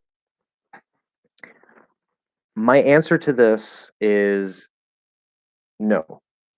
Okay. Maybe for some individuals who are especially talented, I myself have a talent for this. And even in my case, I would say that, which I think the more talent you have, the more you can kind of absorb it. But there's always going to be certain details, whether that's maybe in like the intonation pattern, like Japanese has a pitch accent. Um, I don't care how talented you are, if you don't learn how to hear a pitch accent, you're not going to develop it. Okay, like your brain literally will not hear it. Same thing with like the vowel sounds, right? Because when you're a baby, you can hear all the vowel sounds, all the sounds that a human could make, vowels, consonants, whatever, it doesn't matter. As you get older, what happens in the brains of most people, right, is the connections in your brain needed to hear all the sounds disappear as the sounds that you're hearing get reinforced, right? And you start trying to produce those sounds. Um, Now, the people who have a talent for pronunciation, such as myself, my theory, at least, I'm not a neuroscientist, my theory is that my brain didn't go through that pruning process the way that it does for the average person. And so I was able to still hear and be able to sort of more quickly adjust to trying to pronounce certain sounds better than the average person right off the bat. Now, that doesn't mean I don't need practice. That doesn't mean that there's some sounds that I can't hear the difference between. Like you can ask Sedent. um, I'm pretty sure it was with Sedent when I was doing the little Hindi challenge to show you guys some shadowing tips. Um, there were a couple sounds that I couldn't hear the difference between. Or like in Russian, I have lots of Russian students, and sometimes they tell me, "Oh yeah, we have these two sounds," and I'm like, "I don't hear a difference." Right now, I can train my ears, and after a little practice, I start hearing a difference. But for a lot of you guys, right, e versus a, e versus e, super common in English, where like you literally don't hear it. But with practice, right, exposing your brain to the minimal pairs and stuff, then you start to hear it. So if you're not doing any of that, type of work, it doesn't mean necessarily you have to do a lot of work. Um, but if you're not consciously trying to hear the difference between certain things, your brain may or may not develop the ability to hear, to actually physically hear the sounds or the intonation that the other person is using, right? It just completely goes in your ears and isn't even recognized by the brain. Okay. And your brain will compensate, right? You can still learn to listen really well and understand it, but your brain is going to compensate for like, oh yeah, when I hear it, it's kind of like if it's in this word, maybe it sounds just a little bit different than that word, like say pen versus pan. But then the reality is that those sound very different, right? But if you don't do any study, maybe your brain starts to kind of pick up just a baby difference between them, and so you're kind of like, oh, based on the context and this little tiny, okay, I think it's pen, right? Like he wants a pen, not a pan. Why would I give him a pan, right? So your brain can adjust usually quite well, but that's the hard way to do it, right? If you start with the pronunciation and especially the ear training first, then the whole language opens up, especially the listening. You can learn, your listening will improve 10 times faster if you start with learning the basics of pronunciation. Now, you say studying phonetics. I don't think that it's required to study phonetics. Okay. Number one, I don't recommend the IPA, at least for English, for American English. I think it's a horrible, horrible system for American English, especially because there's not just one neutral accent. And the IPA in American English is based on the ideal semi fake accent that doesn't actually exist. Where say if you're learning German or whatever, it might be a bit more consistent. But either way, regardless of what language you're learning for the IPA, my main point about the IPA is that it's a crutch and it still focuses on your eyes instead of your ears developing the ability to actually hear the sounds. And then you don't need the IPA anymore. But anyway, that aside, you don't need the IPA. Maybe as a temporary tool to sort of hear, to see, okay, what sounds are in my language, what sounds are in this new language. It could be useful for that, or occasional reference maybe here and there. But you don't have to go in and study, like all these things like, oh, elision and gemination, all these technical terms for linking rules and all that. Like you don't need to know any of that. You do not need to know any of that. So That's actually one of the purposes of my channel, is to take some of these more technical, complicated things and just make them super simple for you guys in everyday language with using, as little technical terminology as possible. And just saying, here, this is how it works. And then you're like, oh, why didn't anybody tell me that? I get that all the time. Like, why did nobody explain it this way? Or, the way you explain it is amazing. It's because I actually use real language and I try to make it simple for you guys instead of talking about all this, technical phonetics jargon and nonsense. So I don't think it has to be technical, but I do think that if you want to develop, like if you want to sound like a native, especially if you want to sound like a native, you have to put at least some effort into training your ears, into training your tongue. It's a deliberate, conscious process. Yes. And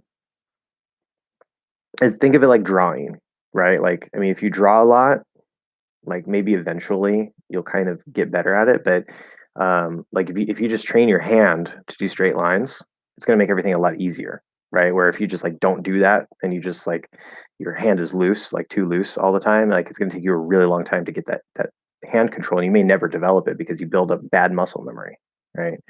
So anyway, when there is a D at the end, I think it sometimes affects my pronunciation. For example, when saying lid, it sounds like lead. I can say live and lit pretty well though. Yeah, so one thing that you guys have to know, actually, I don't think I've talked too much about this. I need to make sort of an in-between type of lesson, but it's super, super common that once you get a sound by itself, like say I, right? Say you could do I by itself just fine, and then you put the L sound in front of it. L and R are common problems, but say whatever sound it is, you put an L in front of it, all of a sudden now you can't do I anymore, right? Or you put a D after it, all of a sudden you can't do I anymore. Super common, super, super common. It's a normal part of the process, because you don't have full mastery over that sound yet or over the sounds around it. So let's say you can do a really good L, like L, you could do a really good I, and you could do a really good D, or you can stop a D really well, right? If it's a stop D. But then you put them together, right? And all of a sudden you can't pronounce I anymore, right? You said it sounds kind of like lead. Okay. Well, that's also telling, because if it sounds like lead, that's an E, which means that as you're coming off the L, you're not going down far enough. You're going E, eed, lead, lead. So you're keeping it up here. You go le, le. Let it come down a bit more. Now the shape between E and A changes a little bit as well. But lid, lid. Okay. So when you find cases like that, you have to say, okay, I need to spend some extra time, right? It's very scientific, very basic building block type thing. You say, I know how to do I know how to do but when I try to do them together, or I know, in your case, you're saying with a D. So I know how to do I know how to do I know where the D goes, but when I say them together, it doesn't work. Okay, so I'm going to make sure I go eh, eh, okay, and then go into the D, duh, duh, duh, id, id. Okay, and you just practice that path. Okay, and if you're still having problems, you got to make a little change and to make it sound better, right? So whatever the combination is, it doesn't matter. A sound before it, a sound after it. Break it down into its little pieces and then practice the transition between the two. It's not rocket science, guys. It's super, super simple. It just takes time, effort, and putting in the work. That's all it is. Okay, that's all it is. But this also reminds me, actually, plus any tips to do stopped T and D more easily. Maybe. This also reminds me, actually, talking about lid and lead. So going back to because you asked earlier about ways to make the I more easily. And this is actually something I realized in a recent class I had because I'm talking to somebody about the I sound.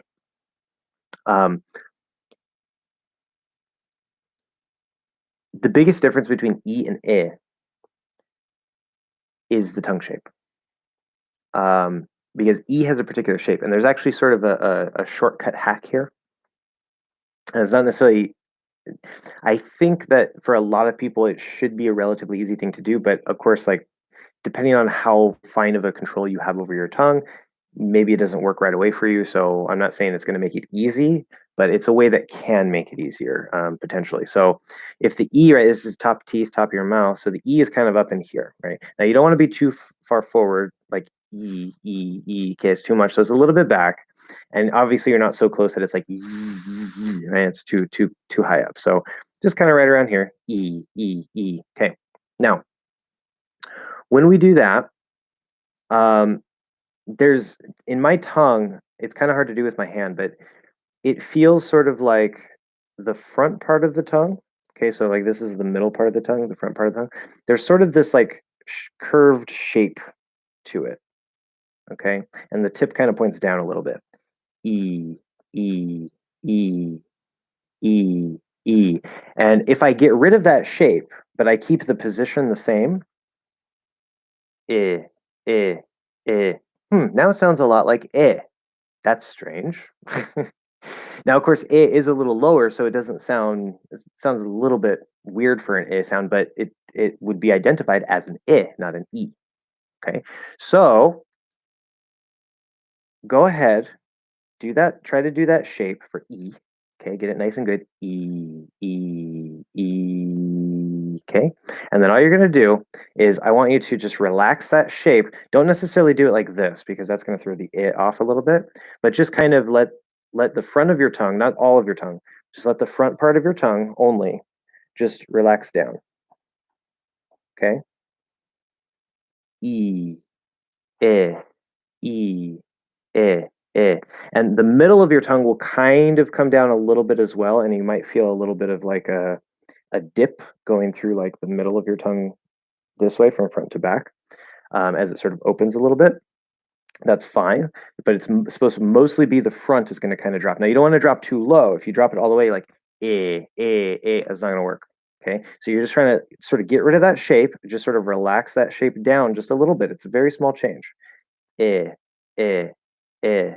Okay, so hopefully that's a little tip that can help you. And you just got to play with the different ways that people tell you to make these sounds, and just keep making little changes, get feedback from people, record yourself, whatever it is.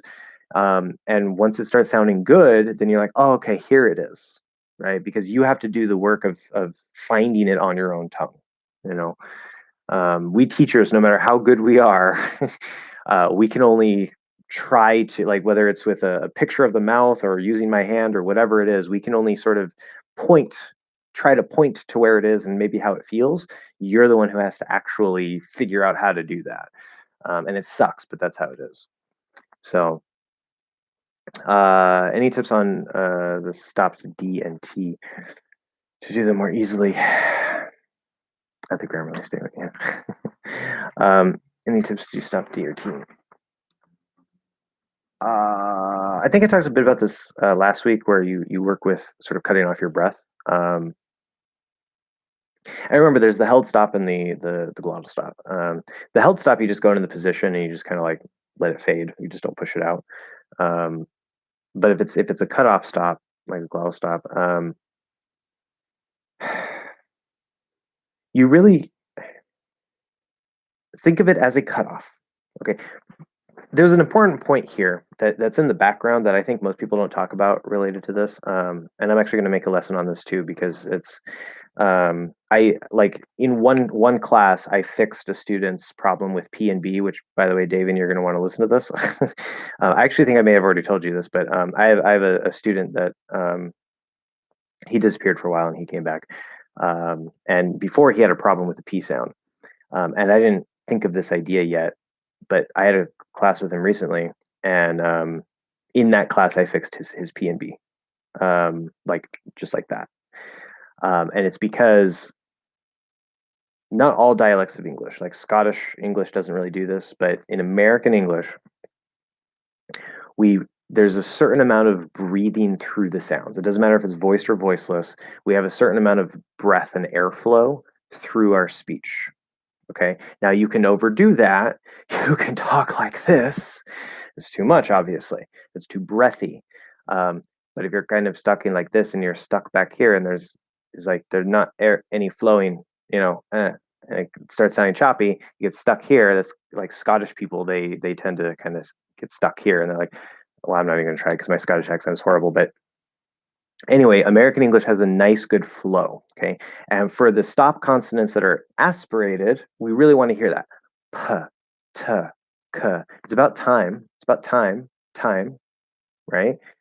Or pick it up, pick it up, pick it up, not pick it up, pick it up, pick it up. It's a little bit weird. Pick it up. Okay. Even for the unstressed or the unstressed, but the unaspirated ones, we're not going to hear that breath as much. But if there's no breath at all, it's going to be like happy, happy, beep, beep, beep, beep. It's not right. Happy, beep. See, there's still a little bit of breathing that comes through with it. Happy, beep. Okay.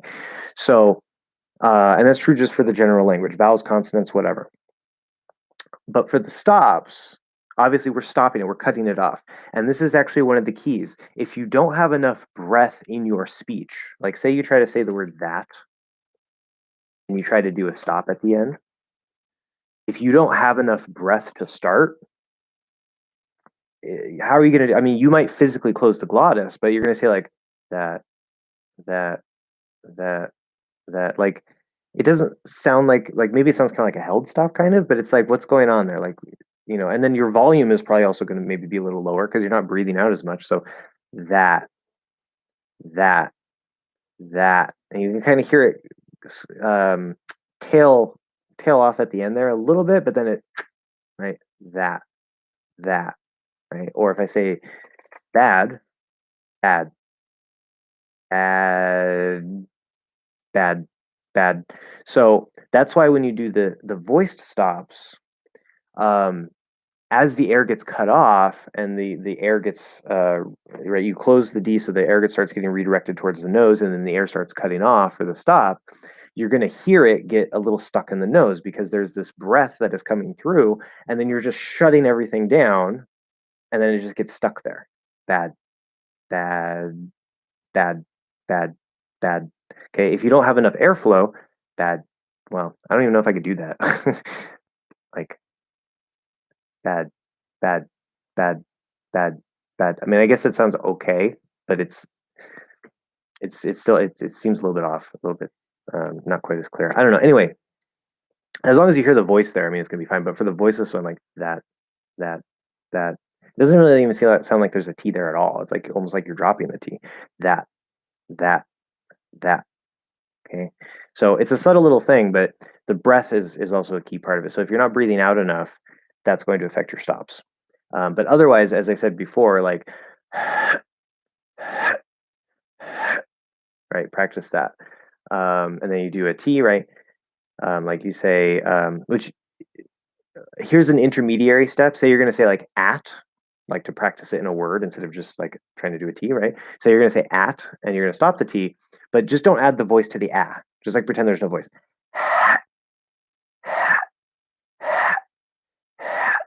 Okay, it's going to be easier than trying to have that voice there. Then you add the voice in at, at, at. Okay, and it cuts off. So just break it down, play with it, right? Remove the voice, put the voice back in, whatever you got to do. Do it for the D, do it for the T. But yeah, just play with it. Thank you. You're welcome. Yes. Another $2. Thank you very much. Much appreciated.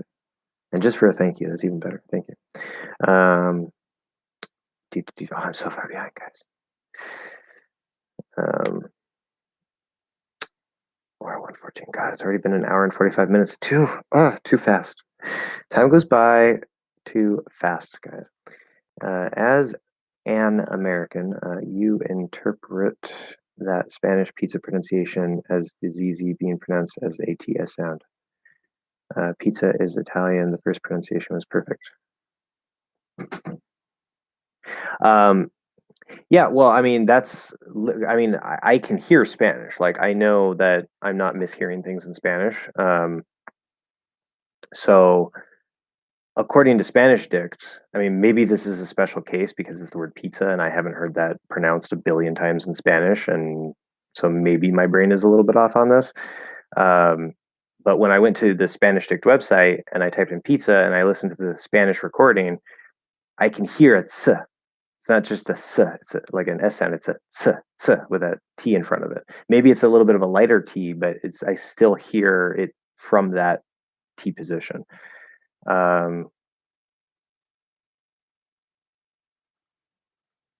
So it's not a t sound. It's an s sound that's being pushed through the t position. Yeah, it's not pita. No. So anyway, pizza's Italian. The first pronunciation is perfect. Well, yes, it is Italian, but we adopt many words and many foods, and we say the word pizza, pizza, pizza. Anyway, what up with which I will not put. Yes, exactly. That's how you would have to speak if you couldn't put prepositions at the end. So I've heard many people saying, "Oh, welcome, Sabrina." Yes. If you're still here, I know it's been a little while since I've reached this point, but or trying to reach that point. I've heard many people saying to even the glottal stop instead of to even. Do you know if that's regional? What do you mean on the T?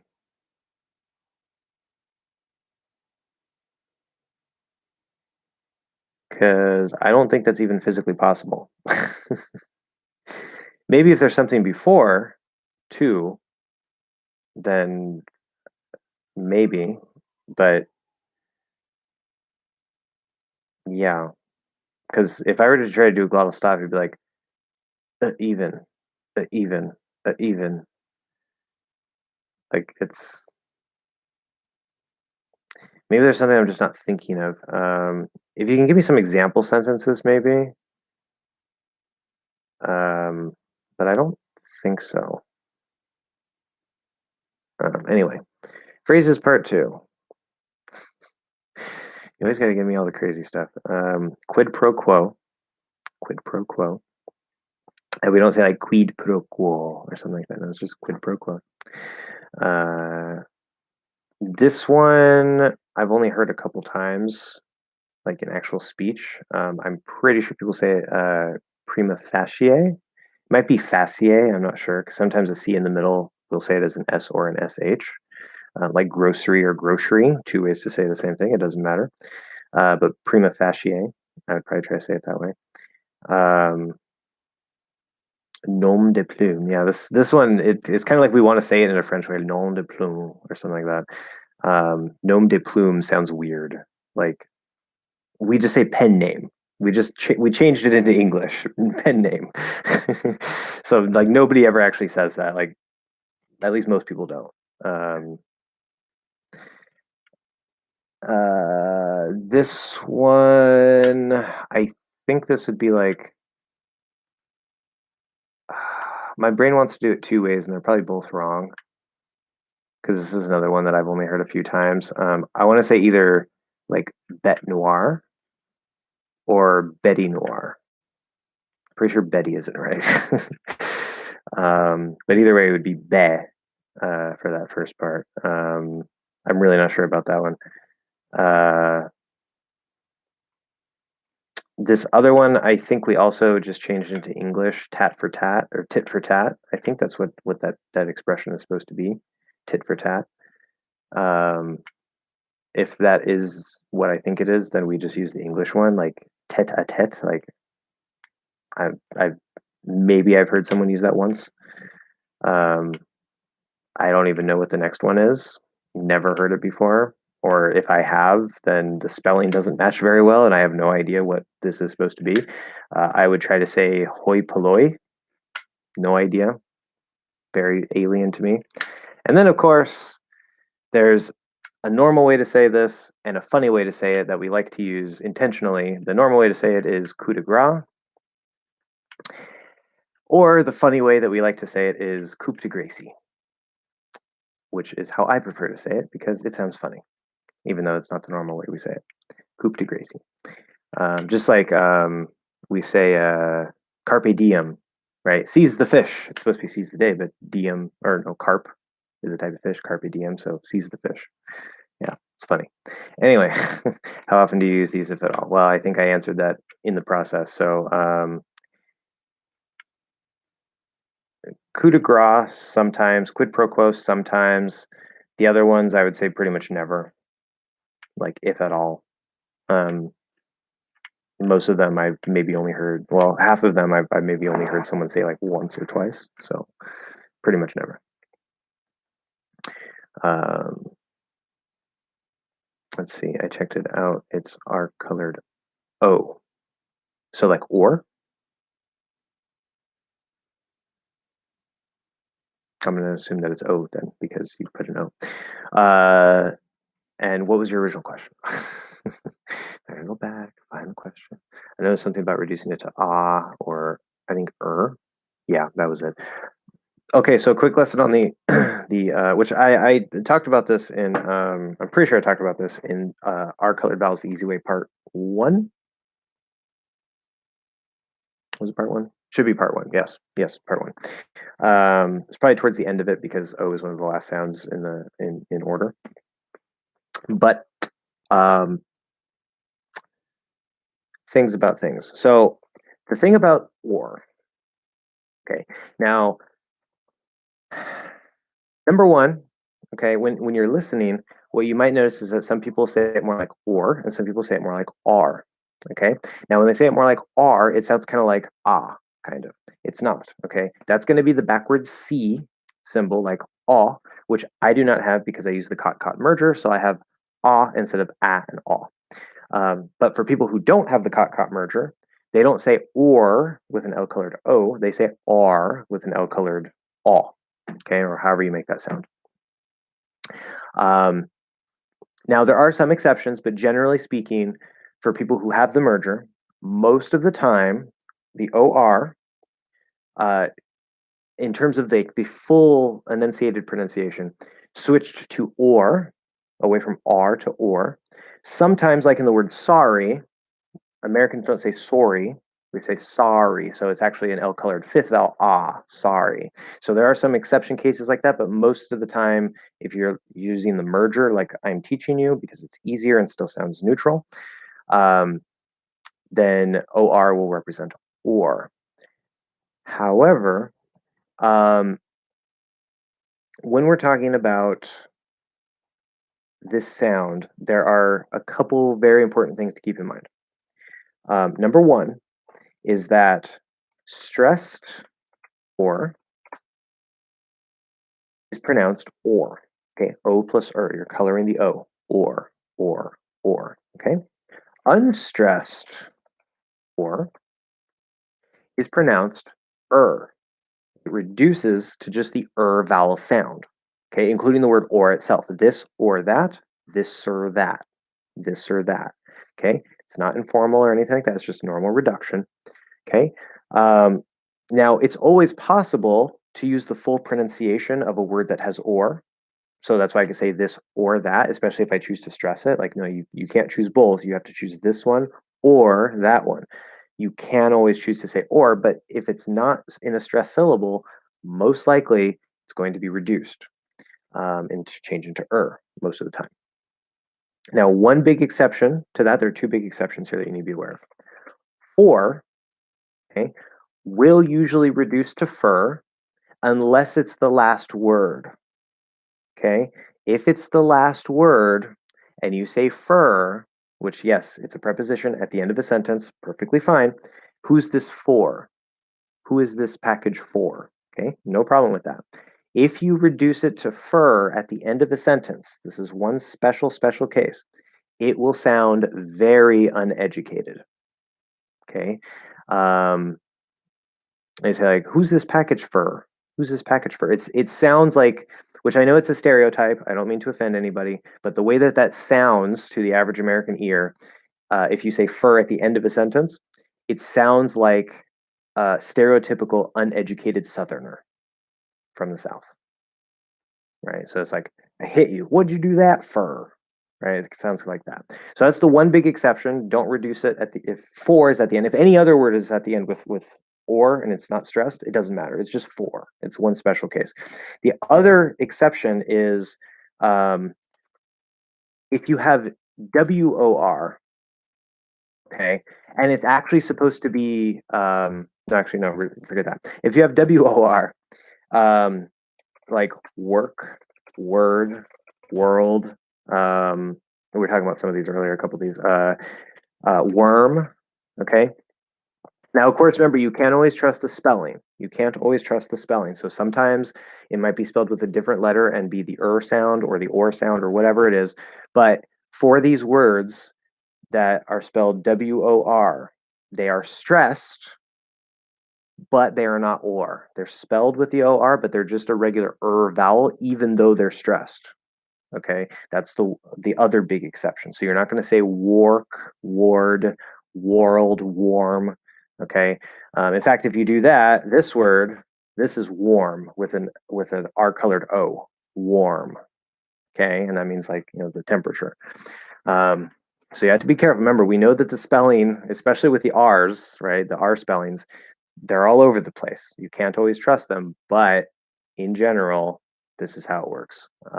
So to review, a stressed syllable with OR is usually going to be or, the L colored O. An unstressed syllable with OR is usually going to be just reduced, but possible to say as or usually. And then for will not reduce to fur at the end of a sentence, but anywhere else is fine. And then the W plus or words are stressed and spelled with OR, but they are not or, they're just So I know it's a big mess. You'll get used to it. Just one step at a time. As for, I know you mentioned like trying to say it sort of like ah, and I really think maybe if you hear people doing the ah one, like or, that's going to sound kind of like ah, but when I say like or, that shouldn't sound like ah, right? Because R is a completely different R colored vowel. And it shouldn't change to R because that would be a different sound. Okay, where was I? I think I've almost caught up. We're at 2 hours. God, blah.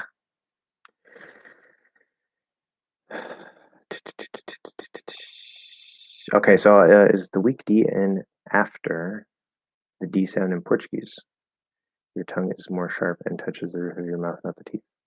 I can't answer that question because I am not that familiar with Portuguese. I spent a little bit of time, like maybe a month, studying Portuguese, and of course I started with the sound system. But as far as like the tiny little details, and it's been forever since I've done anything with Portuguese, so I already forgot half of it.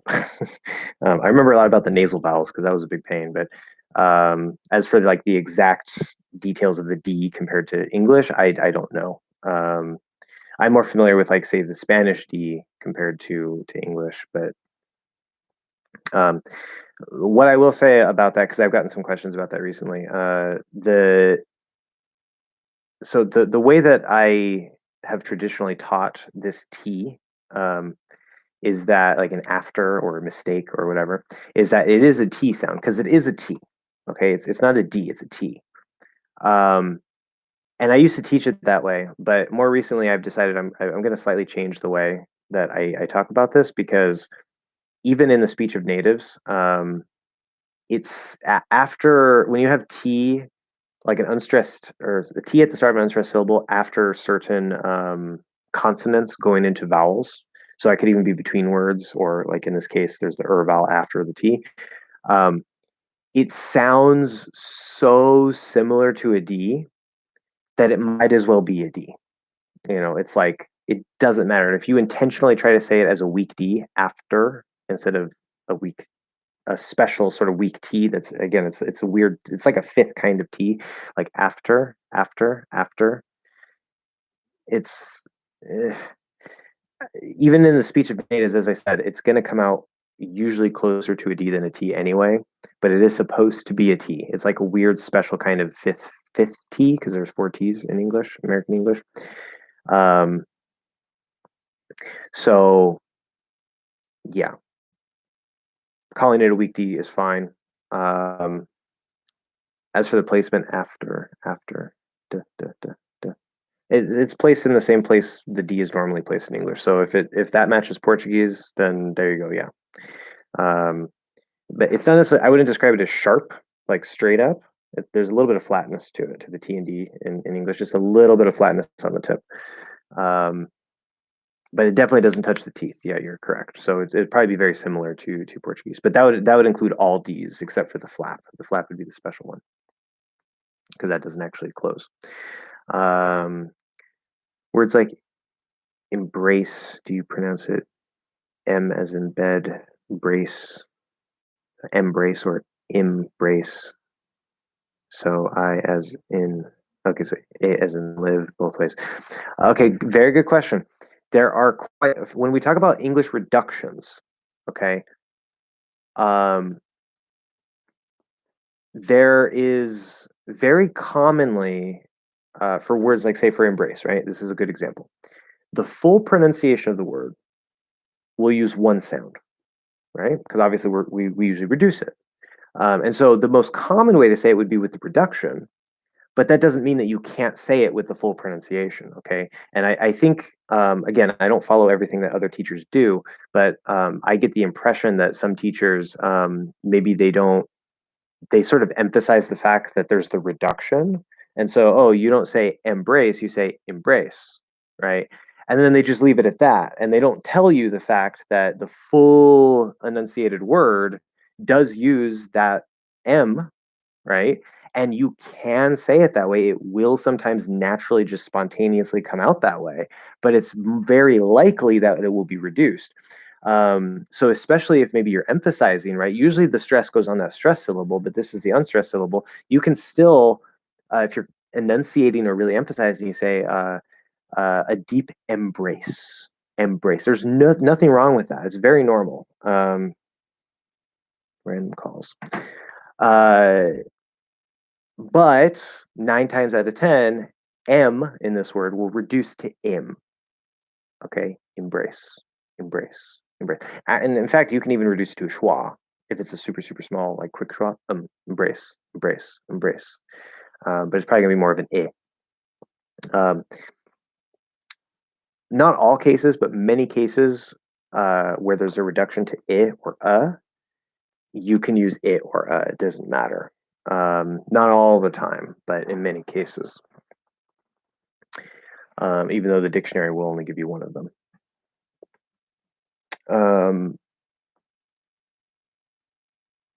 Yeah, so good question. Another good one is believe, right? Fully enunciated, believe. Believe me. Okay. We almost never say it that way because there's no reason to really put that emphasis on the B part, but you could. It's possible. Like I can't believe it. Possible.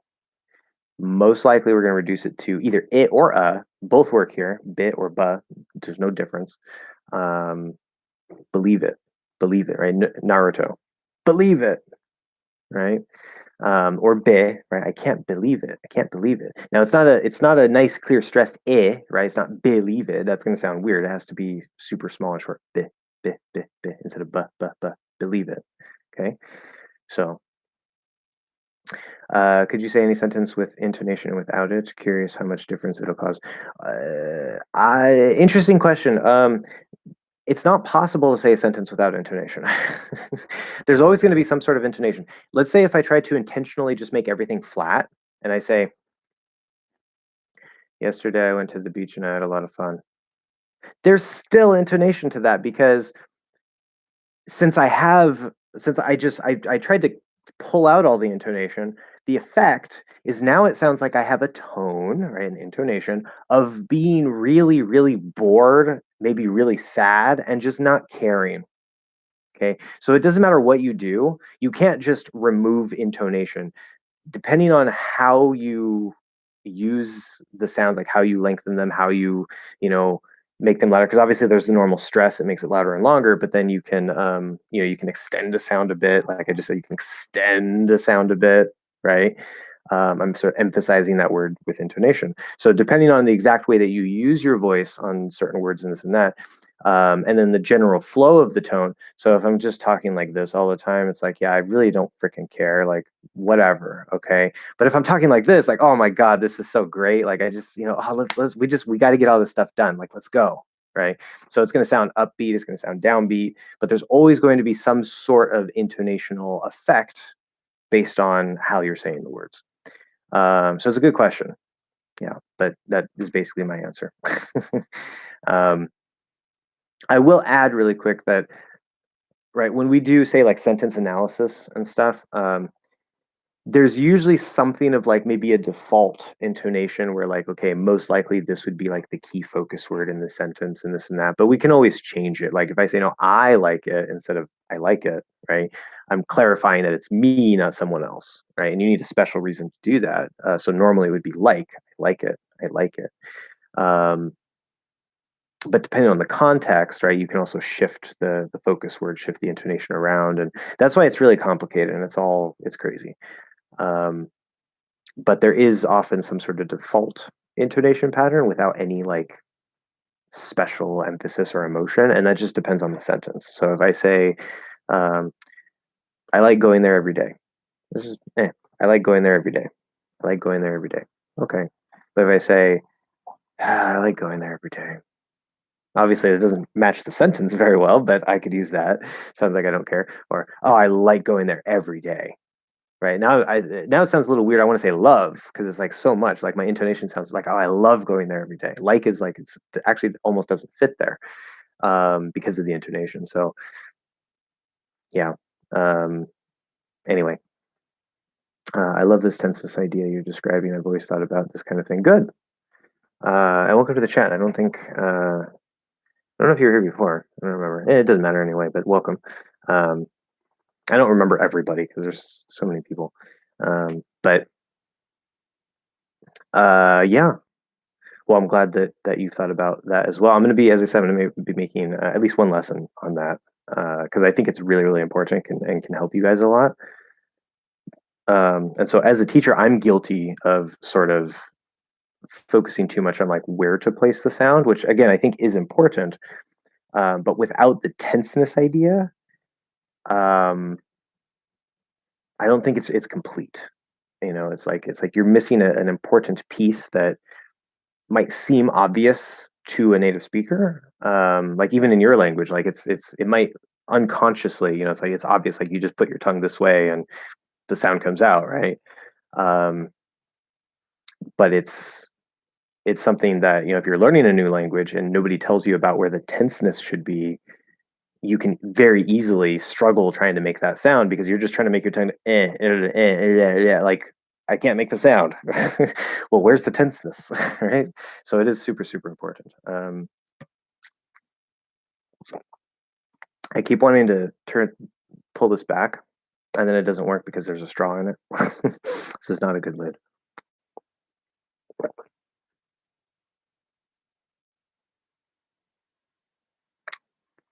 Okay. Anyway, how do you pronounce the following? Again, I feel like I'm on a game show. All right. So, well, there's two ways to say Pulitzer. So, as I told you guys, you never have to do "ul" with an L colored You just do a half L. So, some people will say Pulitzer Prize, and it will sometimes come out uh, when I say it that way too. But usually, I don't use the "ul." I've noticed since I paid more attention to it, it's like occasionally "ul" will kind of come out even if I don't notice it. Kind of like how sometimes I use the unmerged "ah" and I don't notice it. But usually I just do Pulitzer, Pulitzer, Pulitzer Prize, Pulitzer Prize. And that middle syllable is really small. It's almost gone. Pulitzer Prize, Pulitzer Prize. Now you could say Pulitzer Prize and make a full L there, and that's okay. Um, because it can connect over to the I in the next syllable. So either way, but does the first syllable rhyme with pull or pew? I would want to say pew for that. Maybe poo, pew, pew. Yeah, I say pew. Yeah, it'd be pull. Sounds exactly like pull. Sounds exactly the same as pull. Um, and then I always want to say this denouement, but I know that's not right. This is again a word we took straight from French. It's the denouement, and yes, we say denouement. Um, a lot of times people try to get that little bit of nasal in there, even though we don't actually have that because again, we took it from French. Sometimes we change the pronunciation. Sometimes we try to keep it the same. So denouement, denouement. Um, This one I'm not completely sure about. I actually think I've heard it several ways, but I want to say like Elysium. I think I've also heard Elysium, Elysium or Elysium, maybe, but I want to say Elysium. I like Elysium. And then infograms. Yeah, infograms. I don't even know what that is. Infograms. That sounds familiar. Or maybe I do know what that is. Anyway, I don't know. It's weird. I don't think I've ever seen that word spelled, and it's kind of throwing me off. Hmm. Okay. You don't drop T in words like straight, though, right? Haha, sorry for the silly comment. No such thing as a silly comment. There's no such. It always reminds me of South Park. There's no such thing as stupid questions, only stupid people. I'm kidding. No, all the questions are good because you might think it's a silly question, but it could help somebody else, right? Maybe they didn't know whatever my answer would be. Um, you don't drop T in words like straight. Okay, so here's the thing. The T in general, but especially the T at the end of the word is super dynamic. Okay, there's usually more than one thing that can happen. If I just say the word straight, okay, I can push out a little T. That would be fully enunciated. We don't usually do that, but straight. Nothing wrong with that. Most likely it would be stopped straight, straight, straight. Okay, great. But what if I say straight home? Go straight home. Okay, straight home. So I could stop it.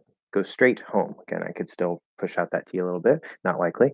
Or I could say go straight home, straight home, straight home. Now I'm kind of doing like a softer stop. It's still there. If I try to do straight home, now it sounds a little weird. It's not quite right. What if I do straight? Um, I can't even think of words. Straight.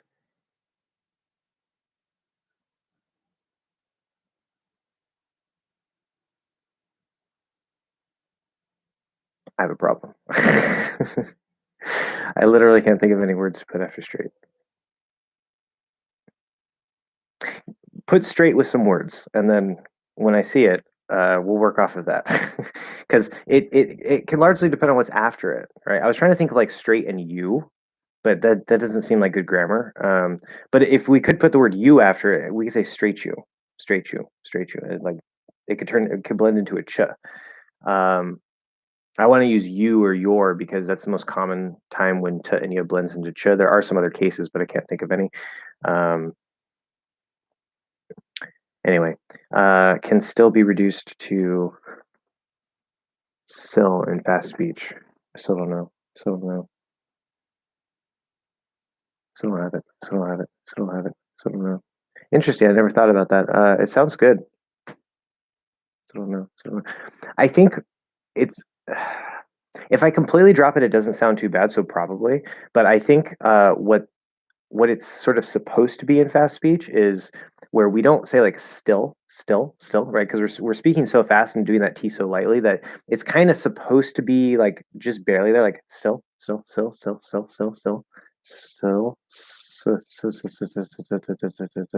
like we're just barely like grazing that T position. That's how it's supposed to be. But because we can do that, if I just drop it completely, it doesn't sound bad. In fast speech, not even in normal speech. Like if you say, I still don't know, nope, you already lost it. Okay, it has to be really fast speech. Yeah. Hi, coasters for life. I see all the eyes there. Hi. Welcome to the chat. What's your favorite roller coaster you've ever been on? That's such a random question, but that's okay. I will point out, so, which I mean, I don't know if you're just a random native English speaker or whatever, because sometimes I get people like that. But I see you're spelling favorite with OU, which is the British and I think also Canadian spelling. American spelling, we only use the O, not the OU. Just so you know, if you're not native and you're learning American English. But anyway, what is my favorite roller coaster I've ever been on? I don't know. I haven't been on a whole lot of roller coasters because when I was really young, I was afraid of them. And then when I got a little older, um, I just never really had a whole lot of opportunities. I have been on some roller coasters, none that are super crazy or anything, but Even like a simple roller coaster that's even not like all that scary. I was like screaming. I was like, ah! And yeah, roller coasters are scary. Probably though, I would say the one at SeaWorld because I've been on that roller coaster. It's one where it like splashes down into water, which I don't go to SeaWorld anymore. That was a long time ago. I don't like SeaWorld. Um, but yeah. Um, anyway, you've totally converted me, by the way, and now I am an IPA loather as well. Success! Yes. Good, good. We are making progress. And guys, like if you're listening to me and you're like IPA, of course I need that. Like, what's this guy talking about? Unsub? No, I don't like this guy. Whatever. He doesn't know what he's talking about. Listen to Davin. Davin sounds almost exactly like a native. Has used the IPA for a long time, and now I have officially convinced him to not like the IPA anymore. So if somebody with such a good grasp of English and such a good grasp of English pronunciation can come to the same conclusion, given my arguments, um, then it's not just me. I'm not just some crazy random native speaker who's telling you to ignore the IPA. Are all native speakers somewhat gifted at doing other English accents, dialects, Southern? What the heck is AAVE? New York, British. Um, Or does that depend on how much exposure you've had to said accents? Well, obviously, the exposure is important. If you have no exposure, like you wouldn't know what to do. So through media, of course, we have mass media now, so we do get exposure. You don't if you live in California, you don't just run into random people from the South. you know, like I think I might have like personally met like one or two people with a Southern accent, like like maybe in a hospital or like some random place, like not even like on the street because they like moved here or something for a job. So yeah, because of the media, we do get exposure to that, but more exposure doesn't necessarily mean better, although it might because as an American, I don't know for sure, but I probably had more exposure to a Southern accent than to a British accent, even though I've had a lot of exposure to British accents. And again, because of my exposure to country music and this and that, whatever, I could do a pretty good sort of like generalized Southern accent. But my British accent really sucks. I can try to copy like a proper British accent, but if you ask a British person how I sound, they're probably just going to laugh at me. um, and I know there's several different, quite a few different British accents. But and then New York, like I'm not even sure. Like obviously, like there's the New York sound, but like I have no idea how to replicate that. Like it's weird. Um, so I don't know. I don't think that's a weird question. Are all native speakers someone gifted at doing? I would say no. But I do think that native speakers of English, in general, like the average native speaker of English, whether regardless of where they're from, probably has some ability to mimic, other accents in English.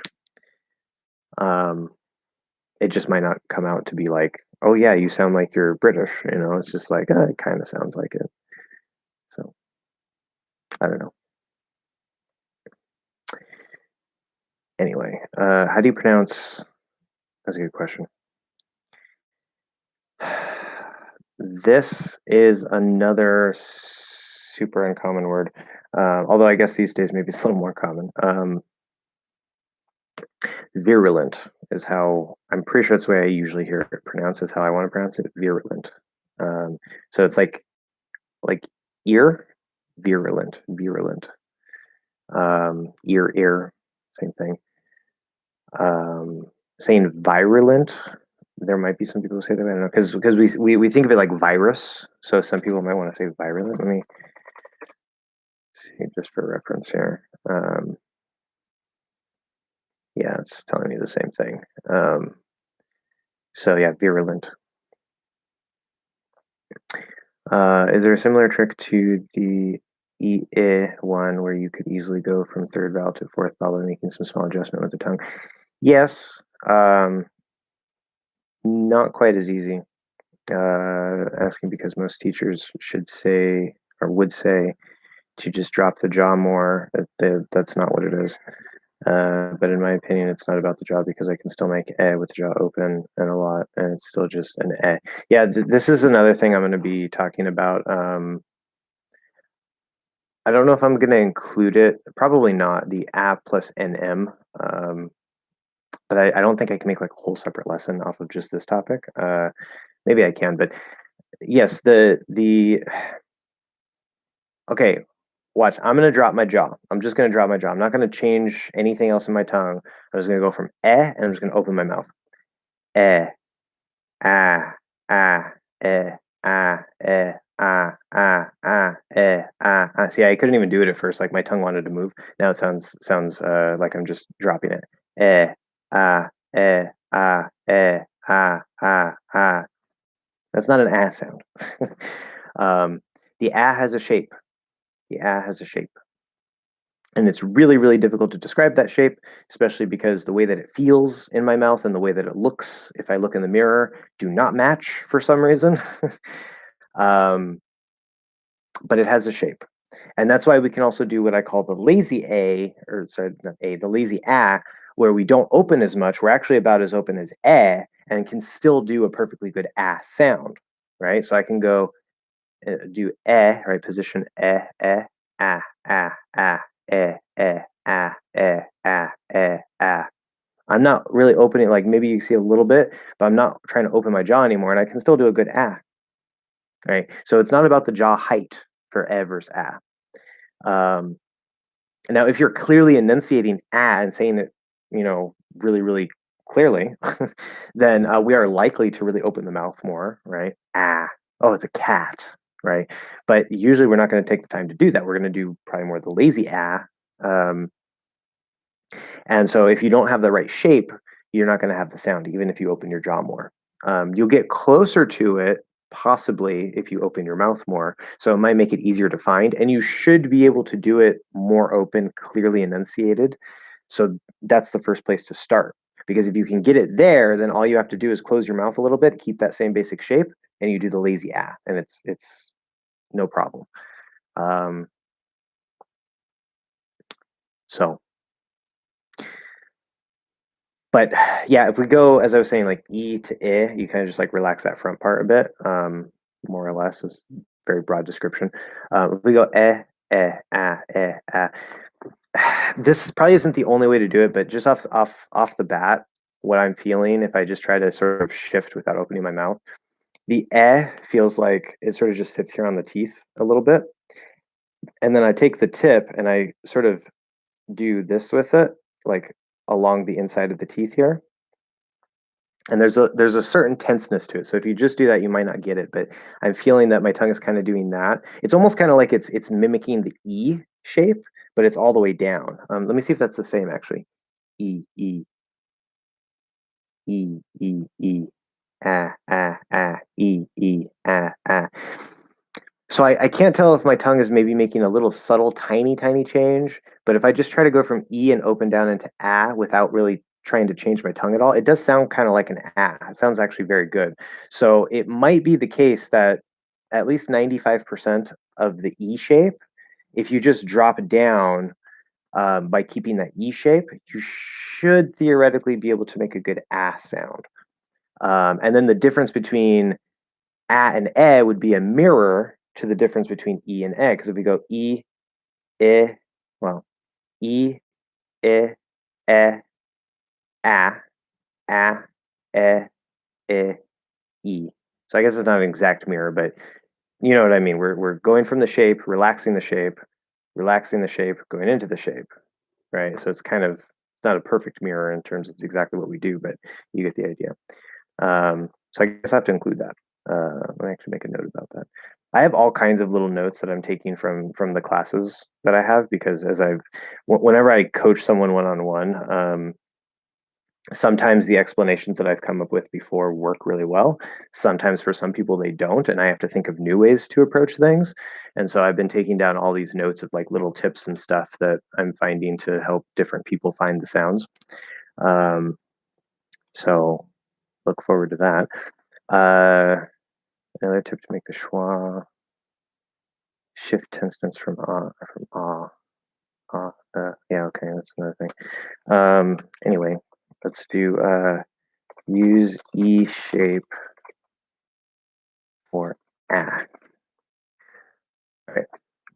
So I'm still a little bit behind here, and we're at 2.5 hours. So I'm going to say, hopefully I catch up here, and then we can. Oh, African American Vernacular English. Oh, that's what AAV is. I would just say Ebonics. I assume that's the same thing. Maybe that's the politically correct way to say it. Anyway, I have to go to the bathroom really quick.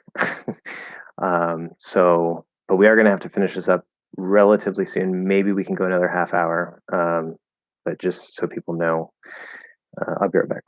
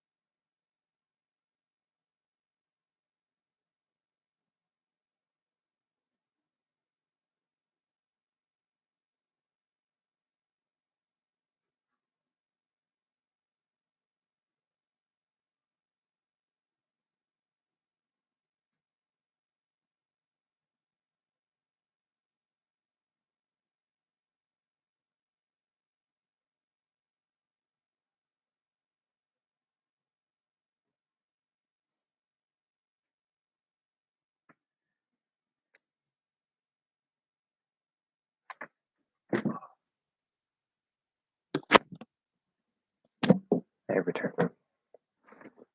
Okay. If you ever cared to ask. Oh yeah. Okay. Wait. Even to, yeah. Okay. If you wait, what? To even? Oh, I think it's supposed to be even. Wait, I'm so confused now. So we're talking about to even, and they say if you ever cared to ask. So I don't know if that was related to something else. um, to even schwa, glottal stop even instead of an oo sound into even.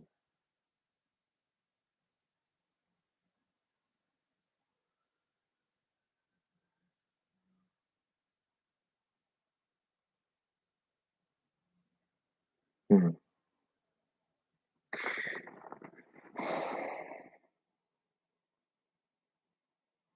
Doesn't make any sense to me because why would the glottal stop be after the schwa? Because it's So are you asking if there's a glottal stop between t and even? Because I thought it was about the t. Let me go back to your original question.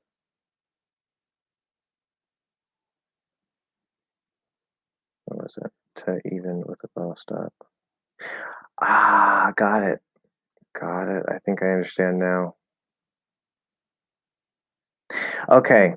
Yeah, I see. Because I was so focused on the T and two, I was thinking that that would be the glottal stop. And so you can understand my confusion. Okay. Oh, and then if you ever cared to ask. Okay. I get the question now. Okay. There's two things here. Number one, okay, so the full pronunciation of two, T-O, right, is two with an oo sound. The full pronunciation will sound like two. Sometimes it comes out that way, especially if the next sound is a vowel sound, because then we can easily link it with a small W, too even, too even. Super common, not required at all. Just one way that we can do it. Usually, even if there's a vowel after it, but especially if there's not a vowel after it, it reduces to okay?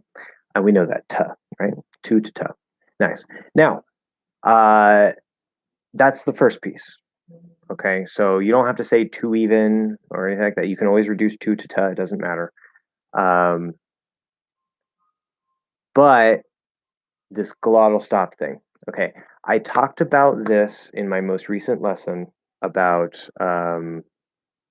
the remaining major linking rules, the other major linking rules.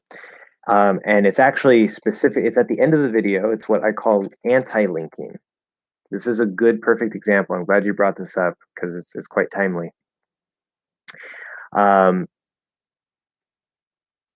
So what anti-linking is, there's two types of anti-linking. We're just going to worry about the one here because that's what applies here.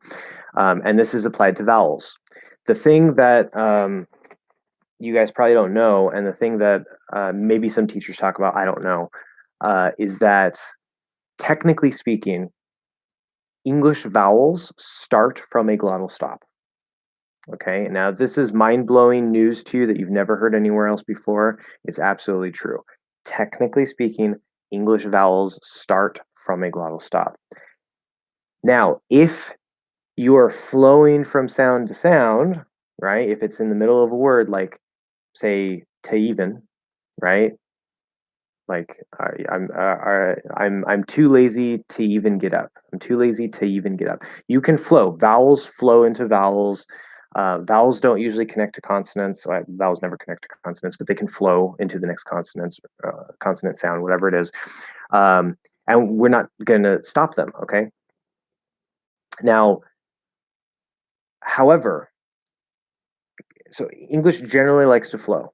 But point number one, okay, if I start a sentence with a vowel, right? If I say, right, if I say, if I say, if, if, I'm not saying if I say, if, if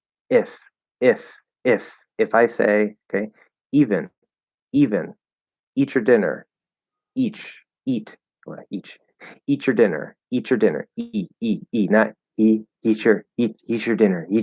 eat. It's coming from that stop. Okay.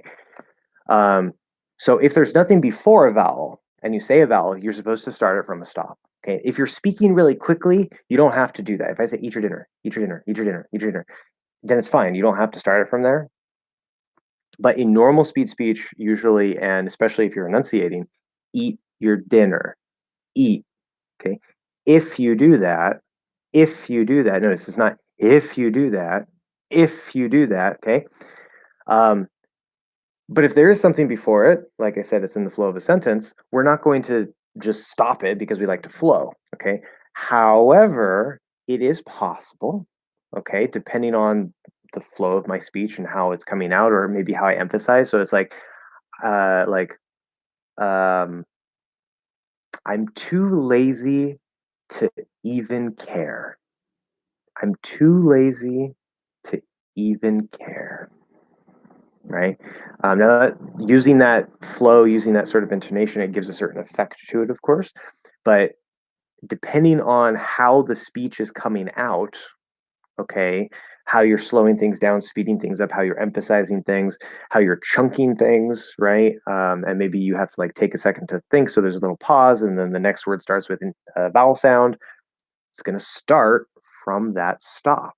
Okay. So if you hear to even, there's nothing wrong with that. That's a variation instead of saying to even or to even or even to even, right? You could still do the oo and then do the glottal stop from the e, sort of the e and even, to even, to even, to even. Okay. This is another reason why I say there's not just one answer usually. There's many things that can happen depending on how the speech is flowing, depending on how much you're enunciating or how fast you're speaking compared to how slow you're speaking. A lot of the rules that you learn apply to like perfect enunciated, clear, slow speech. Okay, and that's what most teachers teach you. They just teach you over here, and they say enunciate everything, speak clearly. You know, this is this rule, this is that rule, and they stay over here. Where there's actually a whole range that as you speed up or you get more lazy with your placements and all this. There's a whole bunch of different things that can happen, like T's dropping, glottal stops appearing before vowels or at the start of vowels, um, certain blending things that can happen, and all kinds of other stuff. So this is real English. This is what I'm here to teach you. Real American English. Okay, not just all the rules and the proper, not even proper, but the like super clearly enunciated speech. Like natives don't speak over here. We use this as a tool when we need to. Okay, we're usually somewhere in between here, most people. Okay, we'll go back and forth between slower and more enunciated when needed to faster and less enunciated or lazier. And we tend to spend time in between the two. So I might be pronouncing the American aspirated T sound wrong. I pronounce it as the Brazilian T plus S. The Brazilian T isn't aspirated and the American TS doesn't exist in Portuguese. I thought the Brazilian one and the Spanish one would be the same. Portuguese does have a TS sound. Gatos in fast speech or diferentes.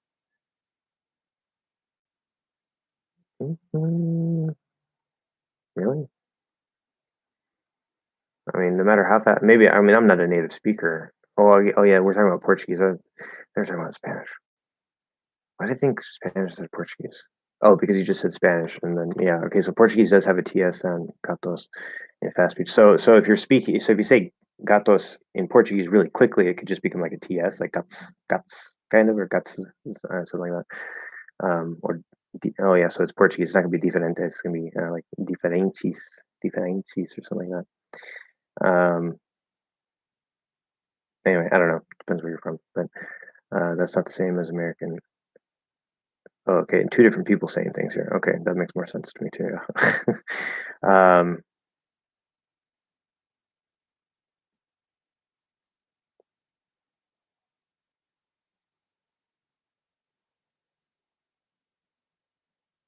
well, again, I'm not an expert on Portuguese. So, I mean, obviously, I know you have a T sound, but I'm not an expert on the Brazilian T.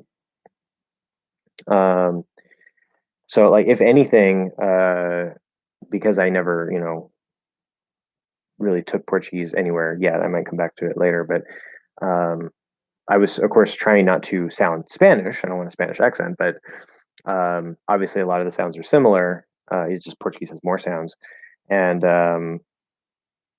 the I would want to gravitate towards like a Spanish T, which is flatter. Um, so the right. And I hear from some people that like Spanish actually has like two T's. One is like flatter, one is not. But whatever, it doesn't matter. So I would assume that the Portuguese T would be not necessarily touching the teeth, although very likely would be, but it's going to be flatter. Where like t in English, t t t. That's kind of more the Spanish sound. So if you try to do that plus S, it'd be like t t t t, which sounds almost the same. um, but yes, if you're trying to aspirate a T in English, you do not want any S sound. There's no S in a T. Okay, so if you're saying like for time, if you're saying time, that's not it at all. Okay, it needs to be crisp. T time, time, time. Okay, if there's a little bit of an S in it, it's not good. Um, so yeah.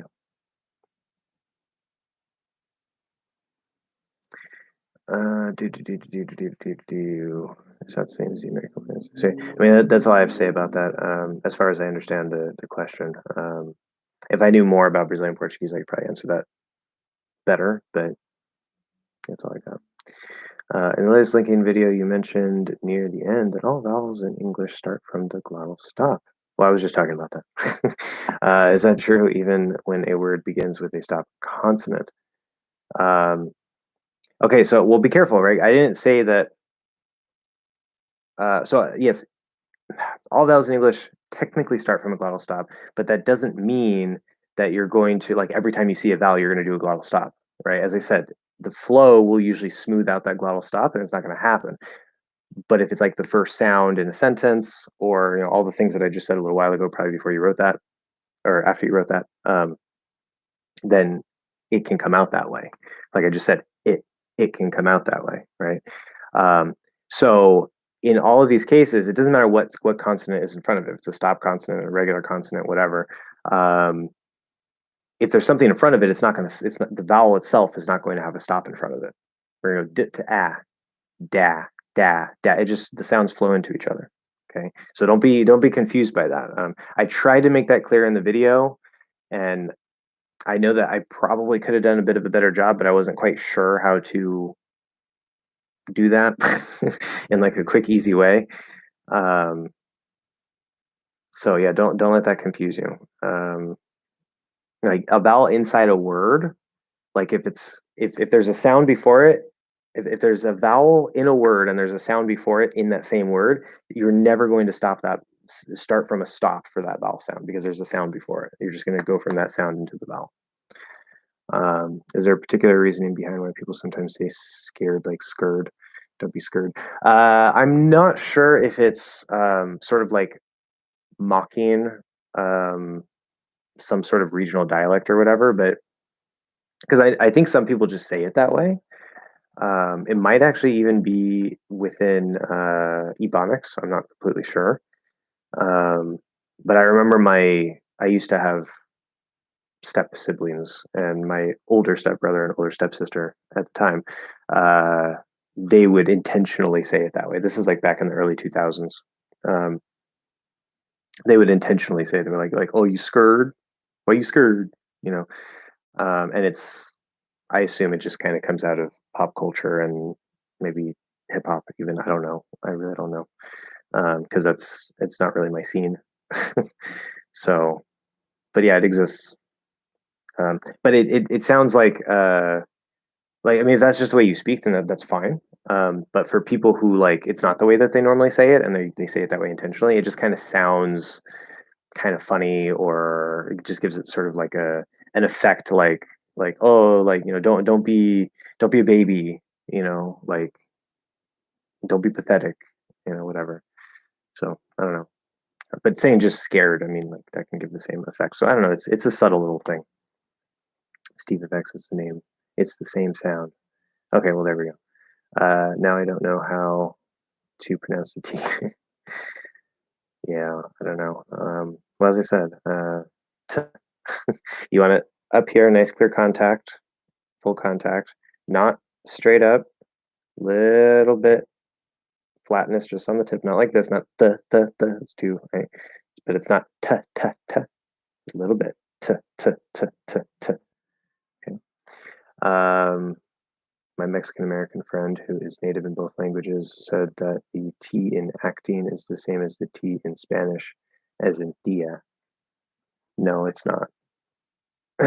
um, I can definitely tell you that it's not. Now, if they're Mexican American, native in both languages, I have a couple ways to explain that. One, I do know that some, not necessarily all, but there are some, say, for example, Mexican Americans who are bilingual, fully bilingual. They grew up speaking both languages, and the way that they speak English, like I mean, if they wanted to, like sound, say like I sound, they probably could do that very easily. But the way that they, again, not all of people here, but I've quite frequently heard that they have sort of a coloring to their English speech that seems to be lightly influenced by the Spanish. Not saying like they have a Spanish accent necessarily, because it's not even quite that. It's this weird thing that you hear from natives who speak both Spanish and English, both native speakers of both, and it's this weird sort of, I don't even want to call it an accent because it's not an accent. Like they sound American, but there's this little extra coloring to it that you don't hear from people who aren't, who are just native English speakers. It's just like the way that they handle certain sounds, including the T sound. So it's I'm not an expert on that, but I've heard that type of accent quite a lot growing up in San Diego and stuff. So maybe in the way that they say it, like acting, acting, tia, acting, tia. Like if I say acting, like that kind of sounds like it gives it a little bit of a Spanish feeling. Um, but that's not how I say it. That's not how most Americans would say it. Because when I say tia, tia, I'm putting my teeth here or my tongue here. Ti, ti, tia, tia, tia. And if I do that with acting, the T or D, it doesn't matter if it's a T or D, is back here. So if I put the T here, like in Spanish, acting, acting, acting, is not right. If I try to do tia from here, tia, tia, tia.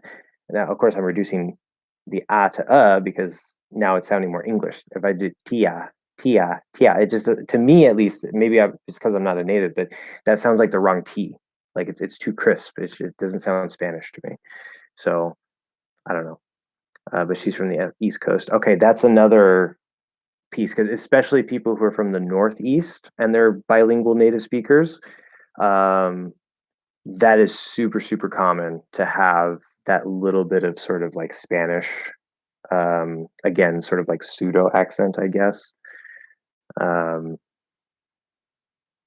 but anyway, yeah, it's a weird thing.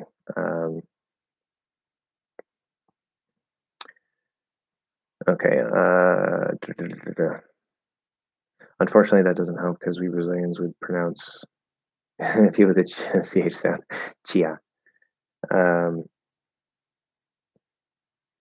yes, with a. Very good. Good correction there. African American vernacular English. How can always and already reduce in fast speech? Well, I've talked about that a bit before. Guys, behave. Teacher can still hear us being recorded. It's probably when I was in the bathroom, I'm sure. um, so, how can always and already reduce in fast speech? Well, even not in fast speech, they can reduce. Remember, fast speech isn't always the requirement for reductions. Reductions are a normal part of the language that happen in normal speech. They tend to be undone in enunciated speech because if you're enunciating or emphasizing, then we go more with like the full clear sound. Generally, uh, normal speech has reductions, but fast speech has like extra reductions that we don't do in normal speech. So there's like even more reductions. But for always and already, even in normal speech, you can do what you would do in fast speech. And there's another one, always, already, and I always forget the third one. What's the other all one? Always, already. Anyway, doesn't matter. So there's actually 4 ways to do this. Okay. And it's not particularly regional because I hear people on the East Coast doing it. I hear people on the West Coast doing it. I hear people from the middle of the country doing it. And so it's not really a regional thing. It's maybe there's there's probably some people who don't use all 4 of these, but it doesn't really matter. Okay, you're still going to sound good. So with the all right, it's supposed to be an L colored fifth vowel, and of course the way I talk, that's the cot merger ah plus that half L ul all they blend together all. Okay, so it's supposed to be always already. Okay, and it will often come out that way. That's the way it's supposed to be pronounced. That's nice and good, no problem. Um, but you can also say it as, wait, yeah, you can also say it. I was thinking of also as one of them, but I'm like, no, I can't do that there. So it doesn't work all the time with words that start with all, right? These two and maybe one others. But instead of doing all, you can just do a regular ah. Don't R color it. Okay, always, already. Now, if you do that in like a slow, clear way, it's going to sound weird. But if you do it sort of in a normal speed or especially in a fast speed, I always do that. I always do that. I always do it. I always do it. I already did it. I already did it. Okay, no problem. Just don't do it when you're speaking more slowly and clearly.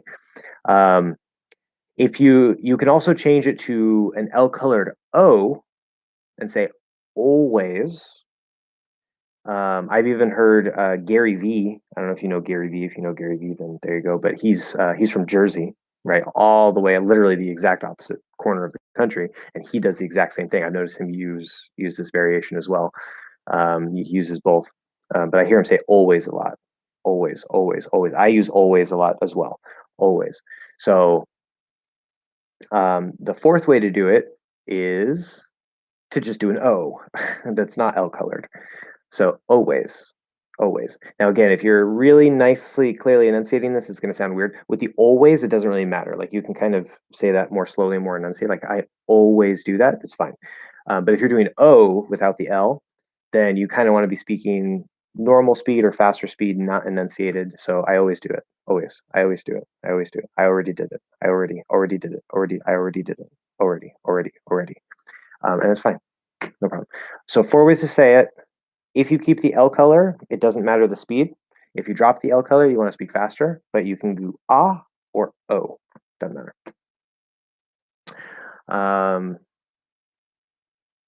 Like to plus vowel. Yeah, we talked about that. Like to. Yeah, so I missed the word. Between. Okay, yeah. So I guess you were, as I was addressing that, you were kind of trying to type, and yeah. So we were with even, right? Yeah, got it. That's what happens when I get like trying to answer everything and everything. Okay. So at this point, guys, maybe if you haven't asked a question yet, you just got here, go ahead and ask a question. But I'm going to close off the questions because we're at almost 3 hours. I am going to have to leave soon. So yeah, please be mindful of that. Okay. Fire only. Welcome to the chat. What music do you listen to? Good question. I listen to lots of different kinds of music. My favorites that I tend to listen a lot to in English would be country, rock slash alternative, like Matchbox 20 is a good example of that. I love Matchbox 20. They're obviously a little dated at this point, but that's okay. Rock, country, those are probably my favorites. I'm trying to think, what else do I listen to? Because I also listen to a lot of non-English music.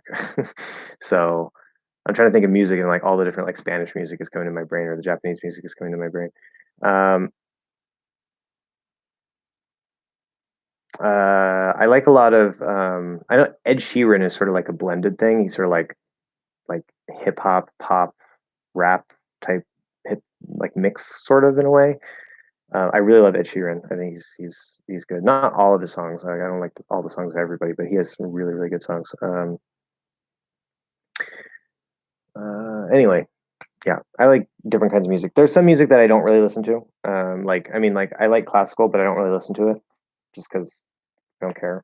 Like it's not something I always want to listen to, but if it's on, like I don't hate it.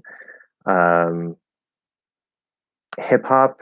If I listen to hip hop, I actually prefer for it to be in other languages, especially Japanese, because like, uh, or especially R&B. Like I really love R&B, like a lot.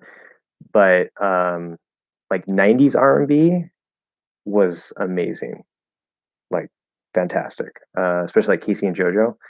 I love '90s R&B. Of course, I grew up in the '90s. But Japanese R&B, like I think the Japanese people do R&B better than anybody. Like it's so amazing the music that they make. Um, I listen to blues sometimes. This and that. So I'm kind of all over the place, but I spend most of my time in English with country and rock. Maybe some pop stuff, but not a huge fan of pop.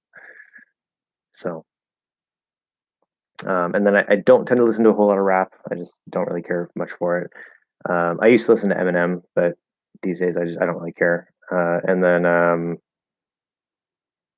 the heavy metal I don't care for, like all the screaming and stuff. I like Viking metal is okay, but most heavy metal I'm just like some people like it, that's fine. I don't.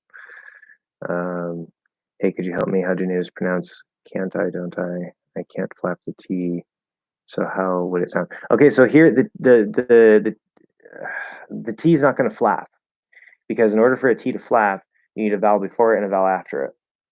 Okay, and it has to be at the start of an unstressed syllable, or if it links to a vowel, then that's fine. That's what it would do here. It would link to the vowel.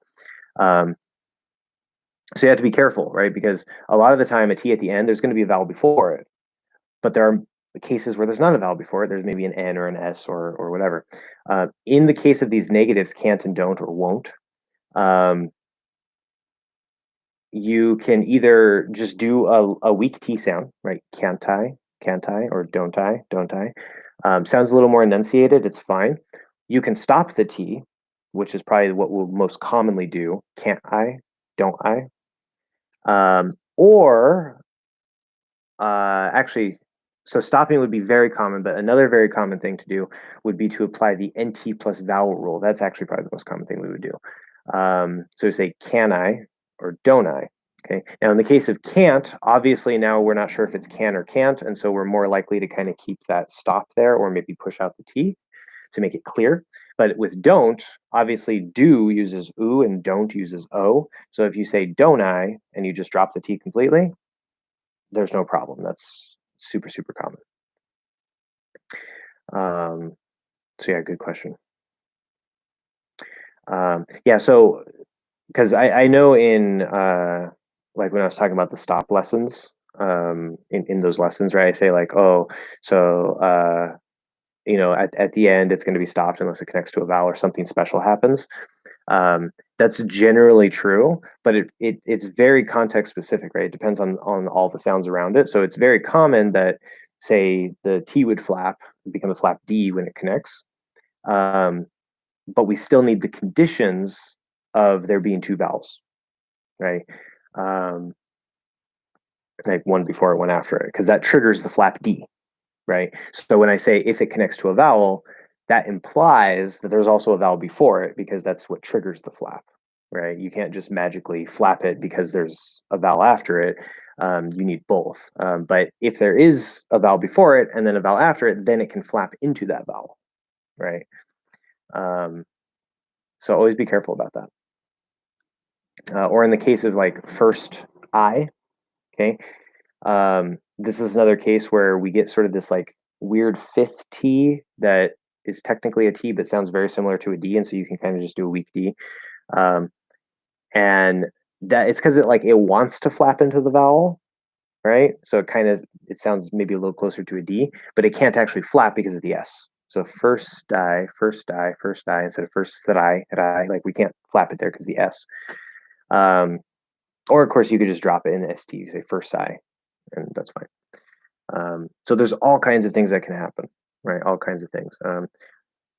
And it's not quite as crazy as it seems. There are limitations, but it's not so straightforward as like this to this all the time. It depends. I see people retracting messages. Why are you retracting messages? Too many retracted messages. That's okay. Yeah, in Portuguese you can say. I'm not even gonna try. Okay. For the word diferentes. Okay. Oh, I see. Okay. Gifetantes. Gifetench. Intense. See, I wouldn't even read those the same. Like, I don't know, whatever. Some random question. How long have you been doing judo for? Oh yeah, because I mentioned judo. A better question would be how long have I not been doing judo for? Because I haven't gone to judo in like 3 years, maybe four, which I'm sad about. It's a very, very long story. I did it for probably about 2 years. It was like a year and a half. I had 3 semesters of it, and I won the kata tournament with my partner twice, first place. It was awesome. But anyway, that's not the point. I have the trophies back there. You can see them right there. Those are judo kata trophies. Um, but anyway, and then I started going to this other dojo because the class ended because the sensei retired. And so I started going to this other dojo, but then I also moved away for a while. I went to Arizona. And then after I came back, I was in Big Bear, and then I came back down to San Diego, and I started going to judo again. And without going into all the details of the long story, I did that for a while, got my green belt, which I was super happy about. I want to get up to a black belt. And then after a tournament, that I had, which was very painful. I'm exaggerating a bit, but it was a hard tournament. I noticed that it wasn't like an injury from the tournament necessarily, but I noticed as I was trying to pull and stuff, I was feeling like my bone here was like hurting. So I tried to switch to the other side because I'm like, well, I can practice my left, that's always good. And then this one started hurting. And so I was like, okay, there's something going on. And so I decided to take a break, which has turned into like 3 or 4 years. um, but after I left, I figured it might be something to do with my diet, and that was before I was vegan. And I've always had a pretty horrible diet anyway. Um, but I was like trying out different diets and stuff, and I had this mystery medical pain in my side that I still get today, and doctors still don't know what it is. It's not as bad as it used to be, but actually, after I went vegan, it almost completely disappeared, but sometimes it kind of comes back very mildly. Um, and anyway, so because of that, and because of other life things, and you know, whatever diet changes and stuff, I haven't quite gone back. I've been thinking about maybe doing that. I was actually thinking about that last year, but then of course the virus kind of destroyed everything. And then here in the States, as you guys probably hear, the Delta variant is kind of going crazy and everything. And judo, well, any martial art, but judo, like literally, like you're grappling, it's like you're breathing into each other's mouths in judo, right? Like it's a grappling sport, and so not something you want to be doing during a pandemic. So I'm gonna wait until there's more vaccinations, the pandemic is kind of over, which unfortunately it doesn't seem like it's really close to being over, but the sooner the better. And then maybe next year I can go back.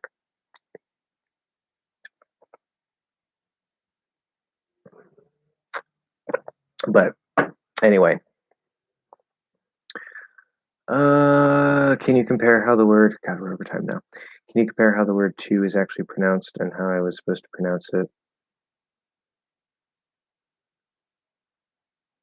Okay, so it's not two, right? If you say it like that, two, two, two, two, two, two. See, that's like an S. Su, su, su, su. I'm just closing. I'm doing s, but I'm closing here and then just pushing the S through. Su. Okay. What you want to do is, if you have some S in there, you don't want to do that. Okay. You don't have the fine tongue control to separate the T from the S.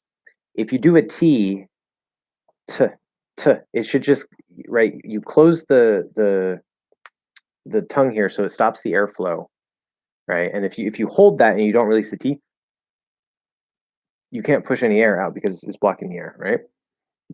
Okay.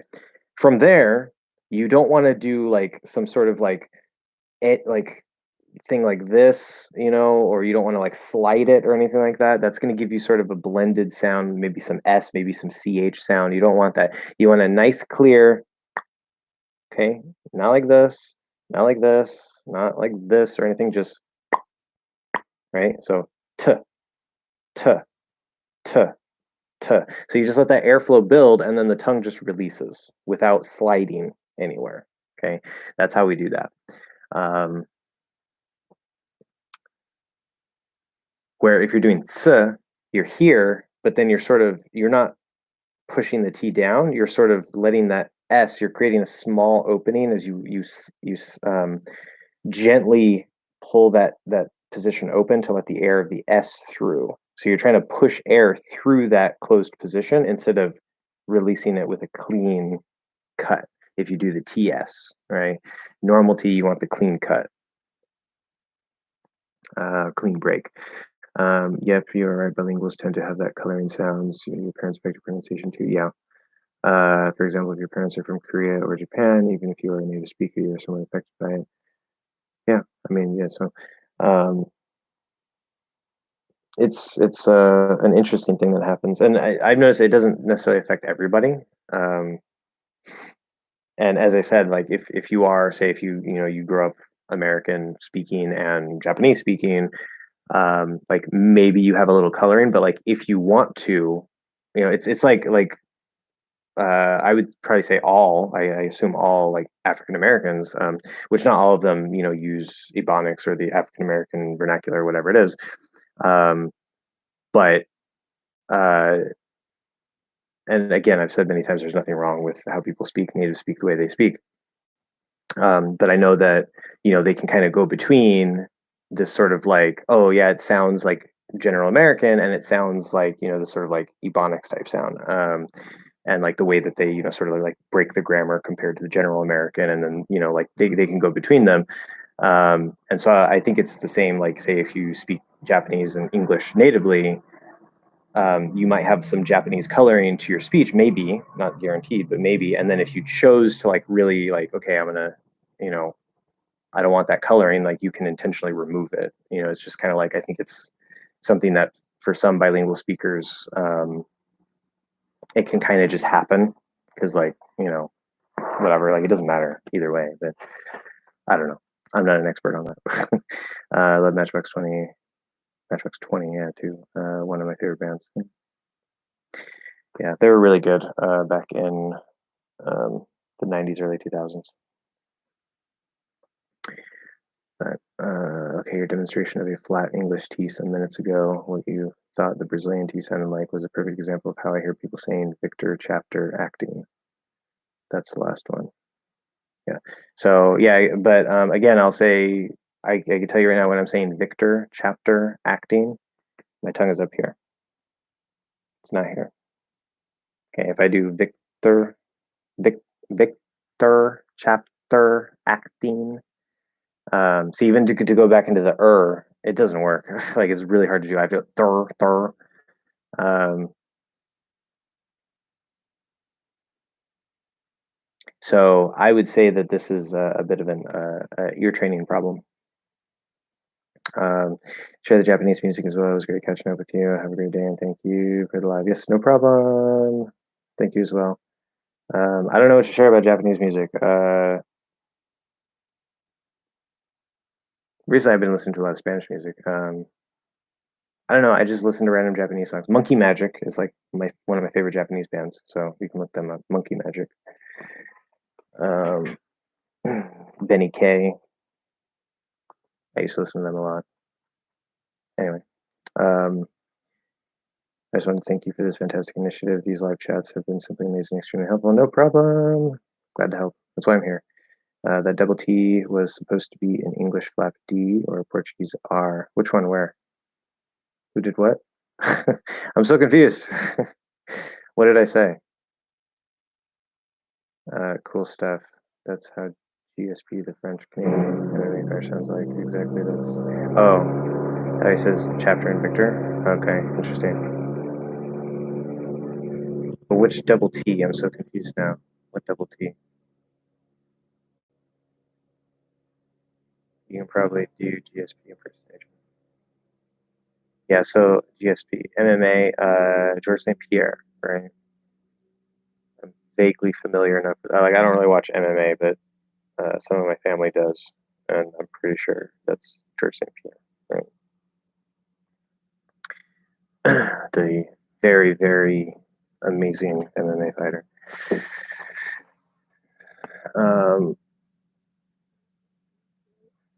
What double T was supposed to be? I don't know what's going on. Anyway, whatever. It doesn't matter. Okay, we're over time. I gotta go. So I finally caught up. Yay. Thank you guys for allowing me to catch up. Finally. So any other questions, of course, you can come back next time. You can leave them, wherever in comments on videos and we'll get to them. But yes, thank you guys very much. And anything else? I feel like there's something else. Oh well, whatever. Yeah, in Portuguese you can say yes. We already did that one. I don't know what's going on. Oh, okay.